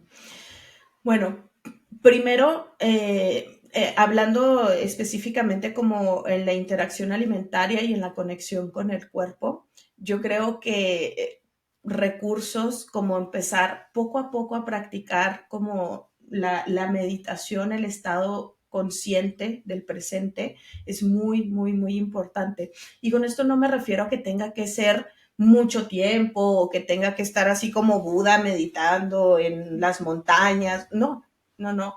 La meditación tiene más que ver justamente con hacer ejercicios como de grounding, ¿no? O sea, de Ujú, Ah, conectar con el sí. aquí y el ahora, o sea, empezar a observar las cosas, por ejemplo, pues no sé, estoy aquí ahorita platicando, estoy viendo mi pantalla, estoy viendo mi micrófono, puedo tocar mi ujú. pluma, o sea, el hacer ese tipo de ejercicios de conciencia, primero como para enraizarnos en el aquí y el ahora, ¿no? O sea, estoy aquí, en este momento, en este presente. Eh, el empezar a rastrear las creencias, ¿no? Siempre les pongo ejercicios como de registros, hazme una lista de todas las creencias que tú tienes impuestas en relación a la comida, en relación a los alimentos, ¿no? Si comes esto, vas a engordar. Si haces esto, está mal. Si tu cuerpo se ve de esta manera, es horrible y no va a ser aceptado. Si tu cuerpo no se ve de esta forma, entonces no mereces esto. O sea, todo ese tipo de creencias que se nos han estructurado, como ahorita les decía, yo creo que la mente es como un campo mental, donde vamos cultivando, pero cuando crecimos en una familia horrible, va a llegar un punto en el que nos vamos a dar cuenta de que en nuestro campo mental hay mucha maleza, ¿no? Y entonces inicia como este recorrido primero de limpieza, de poder extirpar toda esa hiedra que ya nos dimos cuenta que no nos... O sea, pero empieza desde identificarla y por eso es rastrear las creencias. Rastrear las creencias tiene que ver con poder identificar esa maleza que está ahí implantada, que a lo mejor yo no me había dado cuenta, pero que termina pudriendo otras de mis plantas que yo sí decidí cultivar, ¿no? Voluntariamente. Entonces empieza este proceso de extirpar, de sacar, y ahora, al sacar algo, naturalmente se va a producir un vacío, ¿sí? Y ese Ujú, vacío va a buscar ser llenado nuevamente. Pero acá ujú, lo importante es que ahora yo voy a saber qué semilla es la que quiero plantar ahí, Eso es. ujú, ¿no? O sea, ujú. yo voy a elegir qué es lo que quiero poner ahí. Sí. Entonces, el ir cuestionando, ¿no? Con preguntas muy sencillas, como anotar la creencia tal cual aparece en mi mente, aunque me parezca horrible, ¿no? Aunque me parezca que es un pensamiento muy, muy, muy feo hacia mí mismo, ¿no? Como es decir, si eres gorda nadie te va a querer, ¿no? Así es como aparece en mí la creencia, ni modo, así es como se queda. Escribirla tal cual. Siempre yo sugiero ponerlo entrecomillado, como para saber que forma parte de una creencia y no de un hecho real, ¿no? Pero anotar la frase o el pensamiento tal cual aparece en mi mente y luego empezar a hacer esa introspección de dónde creo que aprendí esto, porque algo muy importante nombrar es que nadie nace odiando su cuerpo, nadie nace sintiéndose mal con la interacción de nuestros alimentos, son conductas aprendidas y como son aprendidas, se pueden desaprender. Qué Exacto. belleza lo que dijiste. Se puede desaprender porque nuestro cerebro es flexible. Sí. Hay muchas personas que creen que ya los jodieron, están jodidos para siempre, nunca van a poder cambiar, ya son así. No, tu cerebro es flexible. Sí se puede, por favor. Sí se puede, sí lo vas a lograr. Cuesta, es muy poquito a poco, pero de repente vas a estar aquí sentado, sentada y vas a decir, wow, acabo de hacer esto en paz. O antes yo pensaba, o sea, antes yo tenía esta creencia y nunca hubiese hecho eso, pero ahora me acabo de dar cuenta que sí lo hago. Y es que te va a venir así de repente. No te das ni cuenta. Y esto que dijo de Ajá. nadie nace odiando su cuerpo. Sí. Wow. Eso sí es poderoso. Sí. Ay. Sí, porque al final yo quiero volver a nacer. Y me encanta que lo digas así, Alicia, porque yo creo que es así, ¿no? O sea, en mi experiencia personal que todavía sigo como cultivando en la relación con mi cuerpo, que es algo que también me gusta mucho nombrar con todas mis consultantas. Yo les digo, yo no he habitado al 100% mi cuerpo. Yo no siento que amo mi cuerpo. Incluso muchas veces no logro conectar con esta idea de, ay, sí, cuerpo, te amo. No. Pero también es importante decir que el amor propio es algo que también está muy sobrevalorado. ¿En qué sentido? En que se ha romantizado muchísimo esta parte de ámate tú para que los demás te amen. No. No estoy de acuerdo con eso. Sí, no, nosotros no estamos de acuerdo. No, por supuesto que no, porque sobre todo si hemos vivido procesos de trauma es muy difícil poder conectar con nosotros mismos y poder habitarnos, ¿no? Con tranquilidad.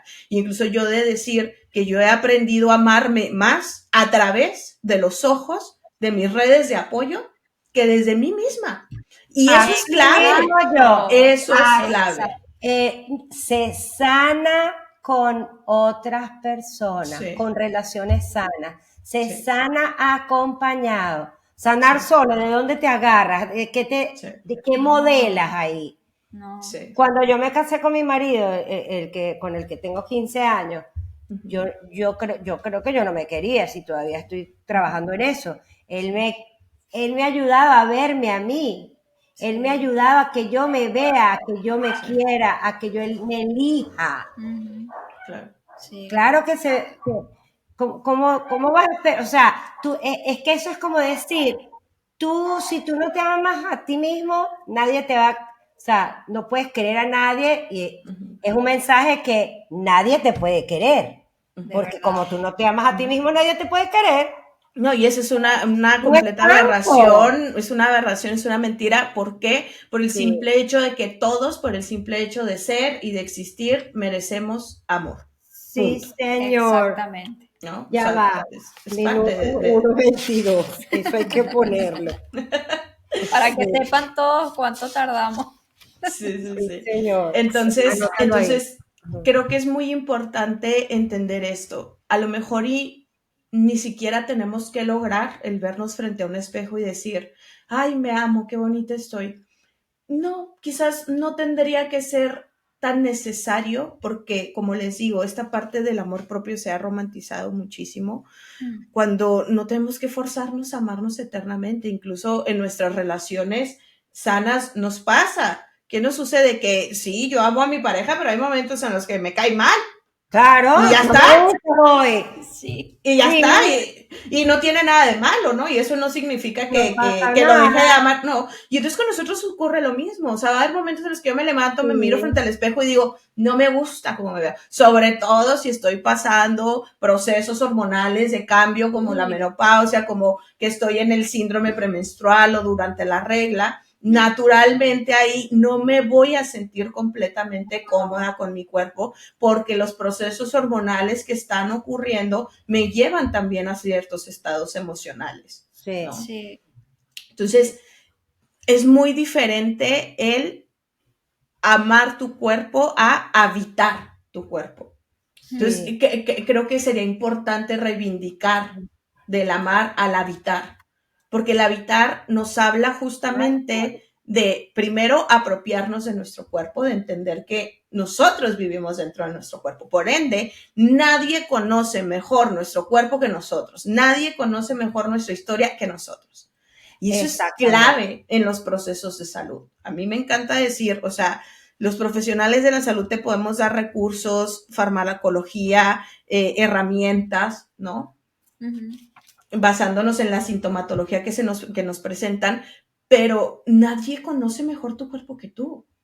Entonces, tú eres quien está escribiendo este guión en tu vida, ¿no? Y eso es fundamental. O sea, tú estás habitando este recipiente que te permite ser y que te ha acompañado en todo proceso. Incluso esto que les decía ahorita de que cuando a mí me diagnosticaron la resistencia a la insulina, llegó un momento en el que yo me sentía muy enojada con mi cuerpo, ¿no? O sea, sentía mucha frustración, mucha impotencia porque decía, pues coño, de nada me ha servido trabajar todo esto si mi cuerpo está jodido, ¿no? Y entonces, ¿ahora qué hago? ¿No?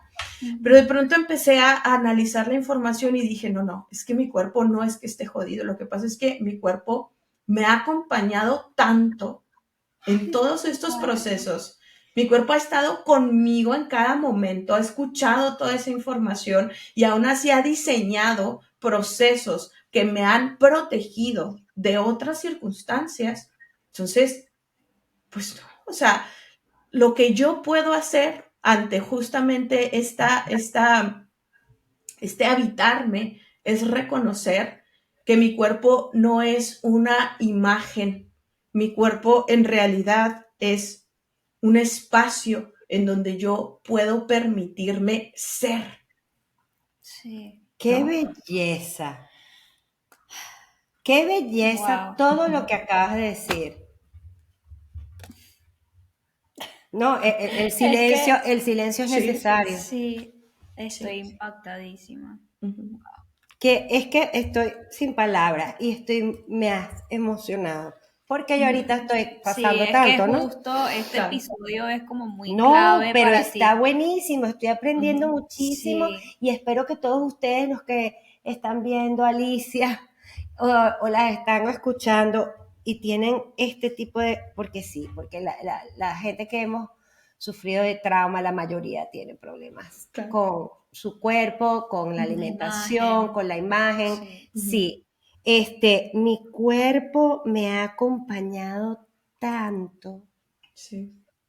tanto, eso dijiste, pero es que me ha acompañado tanto. Es el campo, es el campo de batalla. El cuerpo es el campo de batalla. Y como nos desconectamos por el trauma, porque si no, ni sobrevives. O sea, te tienes que desconectar. Claro. No puedes estar escuchando todo lo que el cuerpo necesita, porque ahí sí ya, ¿verdad? Te tira al pozo. Yo tengo un pozo ahí, yo siempre digo eso, te tira al pozo. Ujú. Totalmente. Habitarme. Sí. ¡Qué belleza! Es tu casita. Sí. Mi Eso cuerpo no es una imagen, es tu casa. Dios mío, no, esto, yo he aprendido muchísimo hoy. Yo no sé, ustedes, gente que está ahí con nosotros, esto es una joya, Sí. una belleza. Verdaderamente. ¿Ves? Los perros están de acuerdo. De ella. Sí, señor. Y nadie, mira, me has inspirado desde hoy, voy a empezar a hacer los ejercicios que acabas de recomendar. ¿Y cómo vas tú personalmente hoy en día con tu Sí. proceso? Yo creo que es importante decir que no es un proceso lineal y que no No, tiene que serlo, ¿no? ninguno de ellos. No hay una meta como en específico, Mm, pero algo que en mi proceso personal me sirve mucho es esta parte de nombrar, o sea, el reconocer y el nombrar cómo me siento, porque muchas veces es como, no, siéntete bien y ama tu cuerpo, y es que no, mira, pero es que sí estás linda, pero es que mira, es que sí te ves, y hay momentos en los que es necesario decir, no, es que me siento la chingada, ¿no? O sea, así como decir, no me gusta mi cabello, no me gusta, ¿no? Y tú me puedes decir, es que se ve bonito, es que sí, pero en este momento no me está gustando.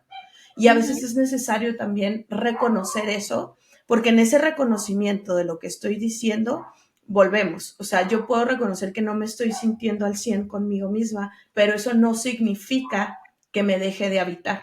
Eso no significa que le falta el respeto a mi cuerpo, ¿no? O sea, eso Dame un significa ejemplo. simplemente que estoy atravesando un momento en el que naturalmente hay, no sé, una sensación de dismorfia, hay una narrativa, porque como mujeres, y eso también es importante nombrarlo, podemos trabajar toda esta parte de la aceptación corporal, de habitarnos y demás, pero no podemos negar que seguimos viviendo en una sociedad, ¿sí?, que estigmatiza los cuerpos, que Terrible. vulnera, ¿no?, la relación con el cuerpo. Entonces, ¿qué significa esto? Que esto no es nada más una cuestión personal, sino que socialmente sigue existiendo esta imposición principalmente hacia las mujeres de permanecer delgadas, de permanecer bellas, de no envejecer, ¿no?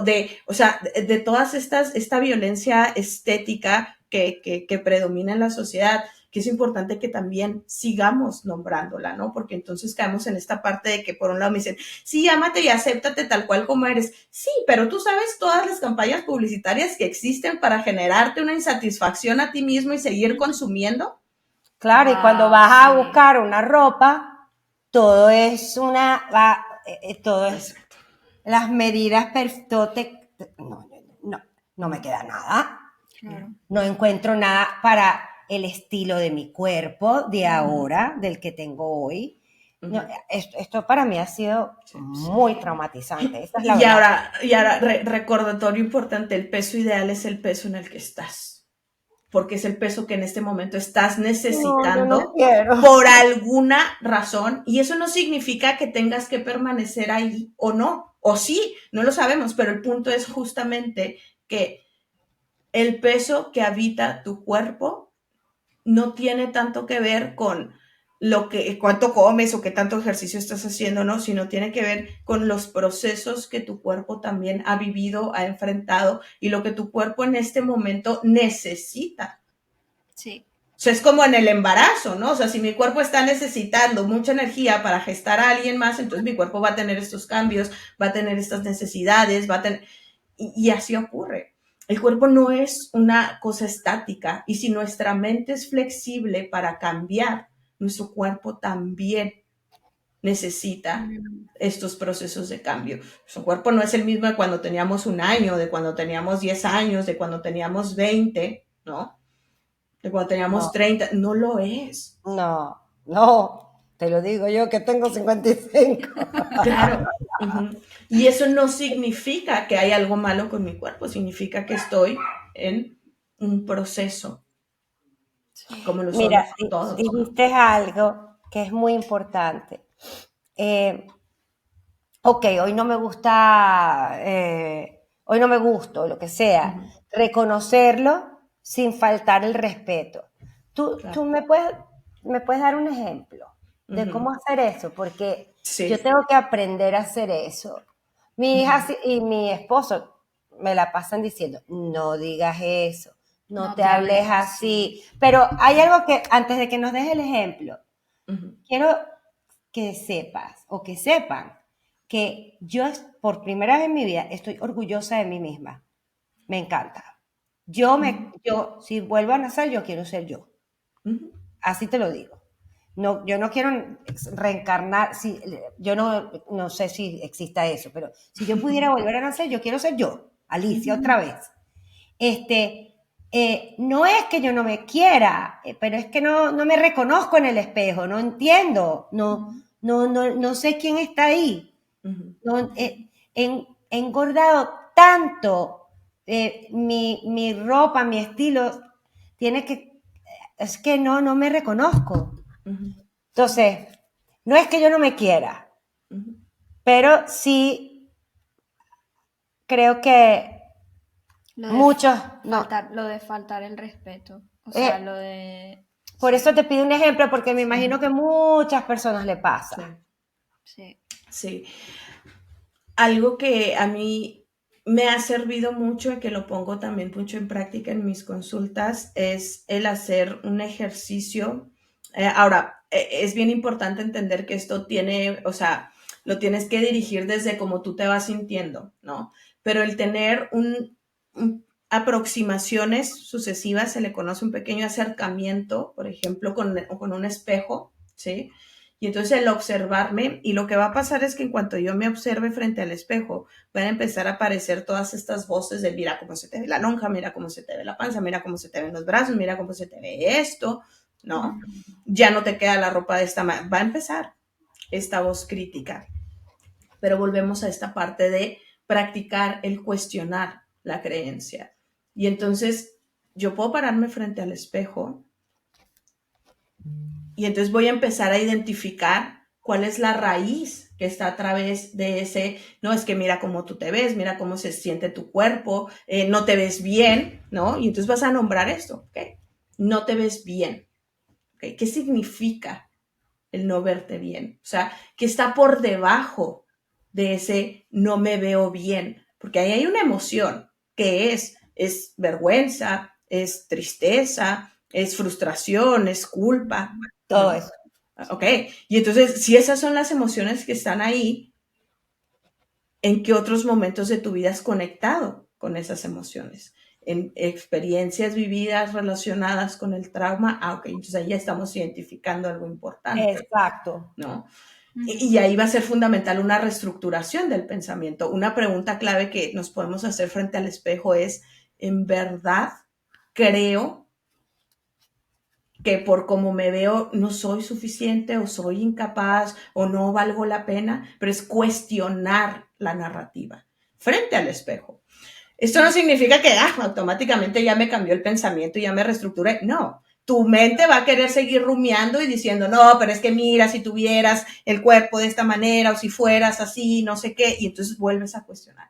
Pero en verdad creo que esto determina quién soy yo, lo que valgo yo, o sea, cuestionar abiertamente, cara a cara, ¿no?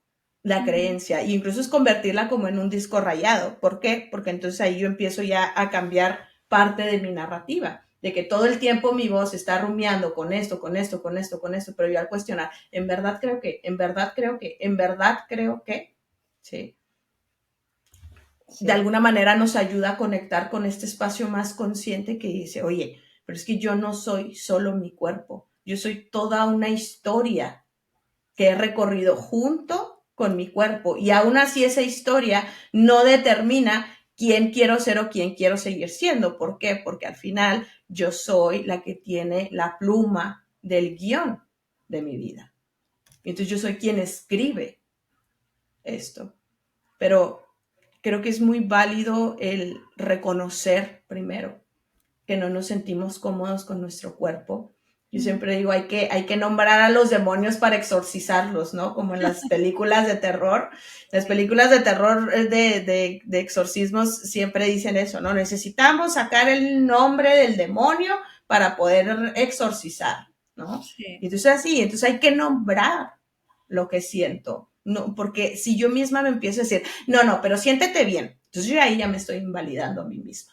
Y eso también me va a generar malestar, ¿no? Entonces, no me siento bien, pero sí, no me siento bien porque he pasado todas estas cosas, porque vivo en un entorno que sistemáticamente me lleva a la falsa percepción de que mi cuerpo no es suficiente, ¿no? Y entonces ahí ya empezamos a cuestionar toda la narrativa y empezamos a desmantelarla por completo.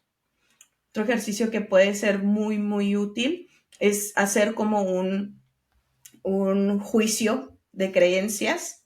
Eso yo lo pongo mucho en la consulta, que es colocar como 3 sillas, en donde en una silla vas a ser la abogada fiscal, que es la que va en contra del acusado. En otra silla vas a ser la abogada defensora, que es la que va a favor del acusado. Y la silla en medio vas a ser la jueza, que va a llegar como a un veredicto, ¿no? Y entonces anotas las creencias, ¿no? Por ejemplo. Sí, está genial. Como peso tanto más, entonces, o sea, ¿qué, no? Ver la raíz, ¿qué significa eso para mí? Entonces, que estoy mal, que no soy bonita o que no soy suficiente, ¿no? O sea, rastrear cuál es lo que está por debajo de ese pensamiento. Entonces, anotarlo. Entonces, esa va a ser la acusación. Y entonces yo le digo, métete en el papel de la abogada fiscal y quiero que verbalices y me digas todas las razones de por qué eres culpable, ¿no? Llamémoslo así, de no ser suficiente, de no sentirte bien con tu cuerpo. Y entonces es muy fuerte esto porque tú tienes que conectar con esta parte cruel que al final está dentro de tu mente, que está ahí hablándote a ti, que está diciéndote cosas terribles que muchos ni nos atrevemos a nombrar, pero que pasan por nuestra mente, ¿no? Y entonces empezar a verbalizar todo eso. Y entonces ahí conectas y dices, carajo, o sea, estoy pensando cosas terribles. Y cuando lo trasladas a la abogada defensora es como, dime todas las razones de por qué esa acusación está siendo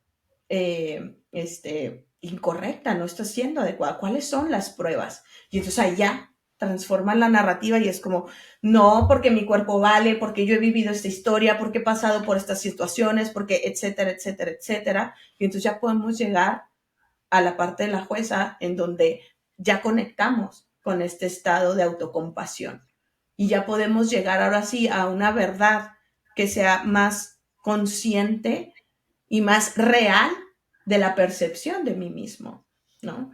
Entonces, es un trabajo que es difícil, no es un trabajo tampoco, como les decía ahorita, que sea como completamente lineal o que nos vaya a llevar a una aceptación ya eterna de nuestro cuerpo, ¿no? No, probablemente son narrativas que todo el tiempo vamos a necesitar estarnos como cuestionando, pero el hecho es de que entre más la cuestionemos, más empezamos como a reestructurar esa información y ese tipo de pensamientos. Pero ahora sí, ya después de cuestionarla, pues ya después podría yo ir introduciendo estas frases como, no, sí, es que estás bien, no, sí, es que puedo habitar mi cuerpo y puedo aceptarlo, pero también hay que nombrar esta parte oscura. Sí, ¿No? sí, sí, sí, sí. Excelente.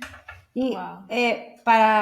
bueno, ahí diste un montón de recomendaciones que siempre nos gusta dejarlos, un aprendizaje, unas herramientas, pero quería hacerte una última pregunta por este episodio. ¿Cómo te empezaste a dar cuenta? ¿Cómo empezaste a salir de todo ese, bueno, del trauma? Porque crecer así, que dormir en un lugar donde estabas casi en las tablas, donde no había espacio, donde había una progenitora que nunca te llevó a un médico. Me imagino que tampoco se ocupaba de que tú fueras al colegio o te comprara tus libros y tus cuadernos. Había como lo básico, ¿no? Porque claro, había una imagen que cuidar también en el exterior, Sí, ¿no? Entonces, sí, sí había ropa, sí había útiles escolares, ¿no? Eh, todo esto sí estaba, como les decía, es como vivir doble vida, ¿no? Porque por fuera nos veíamos todo súper bien, pero por dentro estaba pasando todo este desastre. sí. Pero no había un cuidado de las necesidades básicas como la atención médica o incluso también de la alimentación, ¿no? O sea, yo no crecí con tener comida cocinada o preparada, ¿no? Eran puras cosas ultraprocesadas que se calentaban en el micro y eso era lo que había, ¿no? Nada más.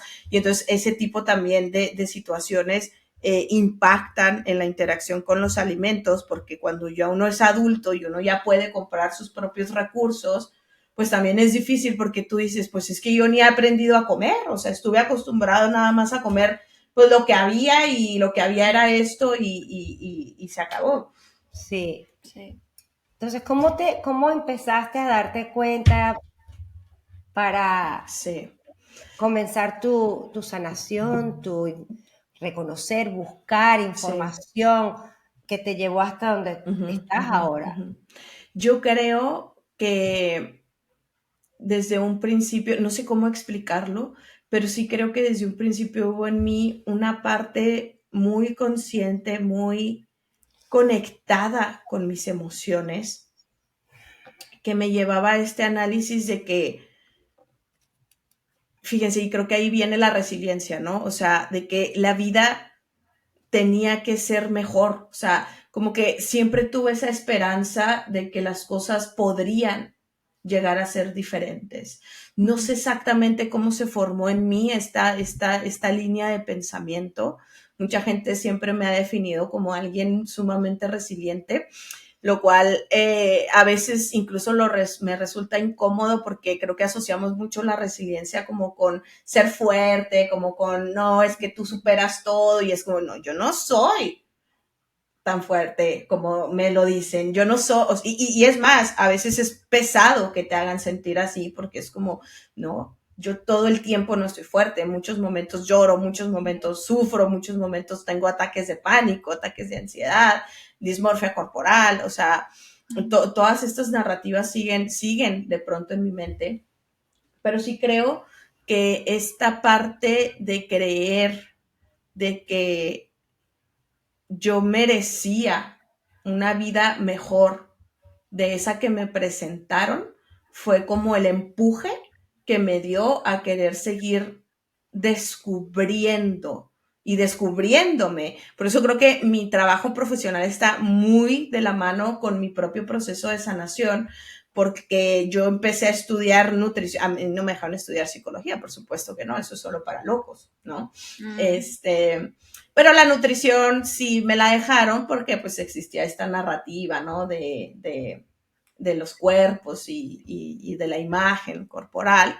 Eh, entonces yo partí estudiando nutrición justamente por los trastornos de la conducta alimentaria que yo empecé a percibir en mí y que descubrí ya hasta que estábamos en un plano adolescente que mi hermana también estuvo viviendo y que ocultó ella sola durante muchísimos años, ¿no? Sin que nadie nos diéramos cuenta. Y de ahí fui moviéndome a la psicología, de ahí fui como conectando más con mi proceso emocional. Empecé a llevar mi propia atención psicológica como por mi parte, ¿no? Yo iba casi que a escondidas a mis sesiones de terapia, ¿no? Siendo incluso menor de edad. Y recuerdo que en esos momentos los terapeutas que me atendían, pues nada más me ayudaban como a construirme una balsa, ¿no? O sea, de soporte emocional, porque no había otra cosa que hacer, o sea, no había más. Y entonces yo crecí siempre con esta balsa que me construí, que me ayudaron a construirme otras redes de apoyo que encontré en el exterior, mamás de amigas, amigas, compañeritas, ¿no? Hasta que llegó un momento en el que dije, ok, tengo mi balsa, puedo salir, ¿no? Y una vez que salí, empecé como a construir y a formar todo, que es algo que también me siento como muy orgullosa de mí, porque ahora que veo en dónde estoy, todo lo que tengo, a lo que me dedico y lo que hago, digo, yo desde muy pequeña venía manifestando esto, ¿no? O sea, y entonces ahí es donde uno se da cuenta que a pesar de esa rumiación derivada del trauma, de estos pensamientos intrusivos, hay una esencia de ti, hay una parte auténtica que viene desde tu propia identidad, que, que, que, que si logras verla y si te amarras a ella, aunque sea una cosa bien pequeñita de toda la oscuridad que hay, esa pequeña cosa te va a llevar hasta donde tú quieras, ¿no? Sí, lo Totalmente. testifico yo. por algo nos llamamos las dos Alicia, lo Sí. testifico. Es algo muy parecido a lo que me pasó a mí. Yo lo traduje a la naturaleza, era la Ujú. existencia, la Sí. vida. Yo decía, esto no puede ser, es lo único. La curiosidad, La curiosidad, claro. curiosidad, no, yo no me iba a quedar así. Ujú. Era imposible para mi cerebro Claro. aceptar algo así. Entonces, mucha curiosidad. Y yo Ujú. preguntaba, yo buscaba, yo cuestionaba, yo leía, yo me metía en cursos, yo hacía desde muy Sí. jovencita.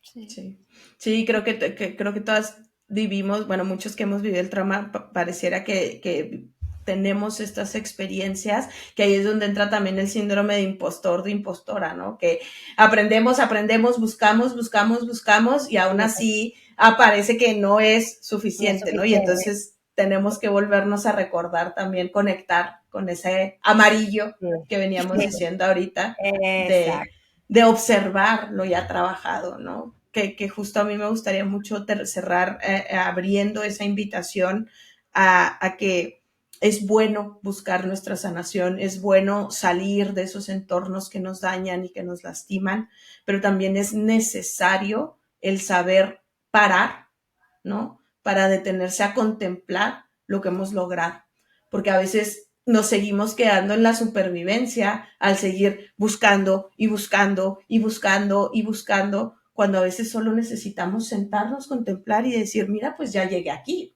¿no? Yo les Sí. pongo esta metáfora de, dicen que Dios construyó al mundo en 7 días y que uno se lo tomó para descanso, pero no se lo tomó para descanso porque estuviera cansado, porque al final es Dios, ¿no? El omnipotente y estas cosas. No, ese tiempo de descanso era para contemplar lo que había construido. Entonces es algo similar en nuestro propio proceso, ¿no? Hay que Hermoso. detenernos también a ver lo que ya es y no solo lo que nos faltó o lo que nos falta.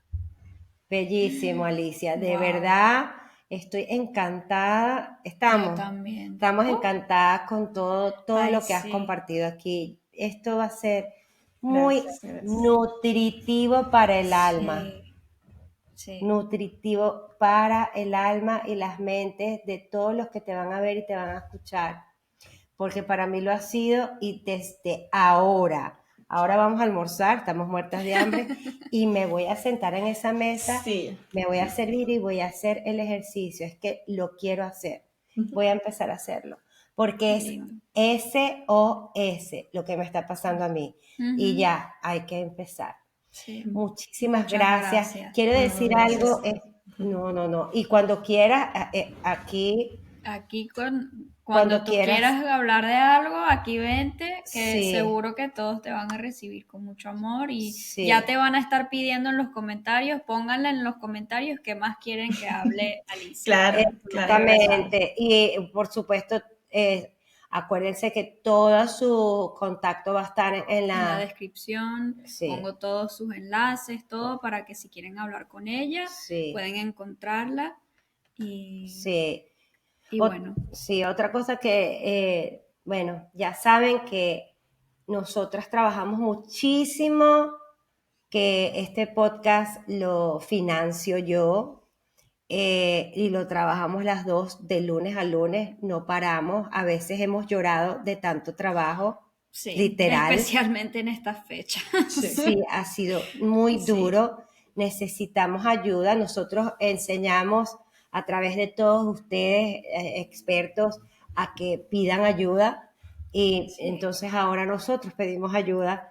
Tenemos a la audiencia, sí, sí, por favor, sí. necesitamos, tenemos un enlace que se llama Buy Me a Coffee, cómprame un cafecito, Sí, donde puedes poner $1, $2, o sea, sí, y si puedes, y si siempre si puedes. puedes, y si no, compartir, poner like, suscribir, también sigan a Alicia, vayan a sus enlaces, porque todo eso ayuda a difundir el mensaje. Sí, Claro. Entonces, o eso, o también Si quieren comprarnos un cafecito, nos ayuda muchísimo y muchas gracias de verdad, desde el corazón, a todas las personas que nos han comprado cafecitos. Sí, a todas. Siempre vamos y les comentamos algo, no sé si les Gracias. llega un correo o algo, pero ahí tenemos sus mensajitos de respuesta. Gracias. Y Significa verdad, mucho para nosotras. y siempre, además, antes de grabar, estábamos revisando y te habían llegado unos correos y ay, no, llegaron otros cafecitos. Sí, Y es así es como para que sepan también que nos ponemos muy contentas. Y lo agradecemos Sí, muchísimo. una cosa que de verdad nos ayuda al podcast es que descarguen los episodios, por favor. Sí. Descárgalo y si no lo quieres escuchar, tú déjalo ahí descargando y que en Spotify o lo que sea. Que no tenga algo de volumen porque ellos saben cuando no le pones el volumen, cuando no lo estás escuchando. Descárguenlos, por favor. Sí. Suscríbanse a nuestro canal de YouTube. Sí. Es que eso todo nos ayuda. Se los pedimos. Y bueno, los cafecitos cuando puedan. Bueno, gracias, Alicia. Gracias. Ha sido un honor. De verdad. De verdad. Me ha dado en el alma este episodio. No, importantísimo. Sí. Y seguro que tienes mucho más que decir, porque habría muchísimo. Claro. Entonces, sí sería valioso el que nos apoyen como comentando qué temas llamaron su atención, qué fue con lo que más conectaron. Y pues aquí seguiríamos. Hacemos el segundo el año que viene, que es dentro de 4 días. Que es cuando más viene la presión de bajar de peso, ¿no? Enero se pone. Es que justo este episodio va a salir justo antes del año nuevo. Sí. Entonces, a lo mejor las personas que están pasando por esos pensamientos de año nuevo, ok, ahora las metas, ahora sí voy a bajar, ahora sí voy a. Esto les va a servir para empezar el año de la manera saludable de verdad. Sí. Claro. De verdad. Sí. Gracias. Gracias, Alicia. Gracias a ustedes. Gracias por unirte a otro episodio de Familias Horribles, donde la verdad nos libera y el dolor se transforma en paz. Les recordamos que nos sigan, pongan like, comenten, compartan. Esto nos ayuda a ampliar nuestro alcance porque nunca sabemos quién necesita nuestro mensaje. Hasta la próxima aquí en Familias Horribles. Chao.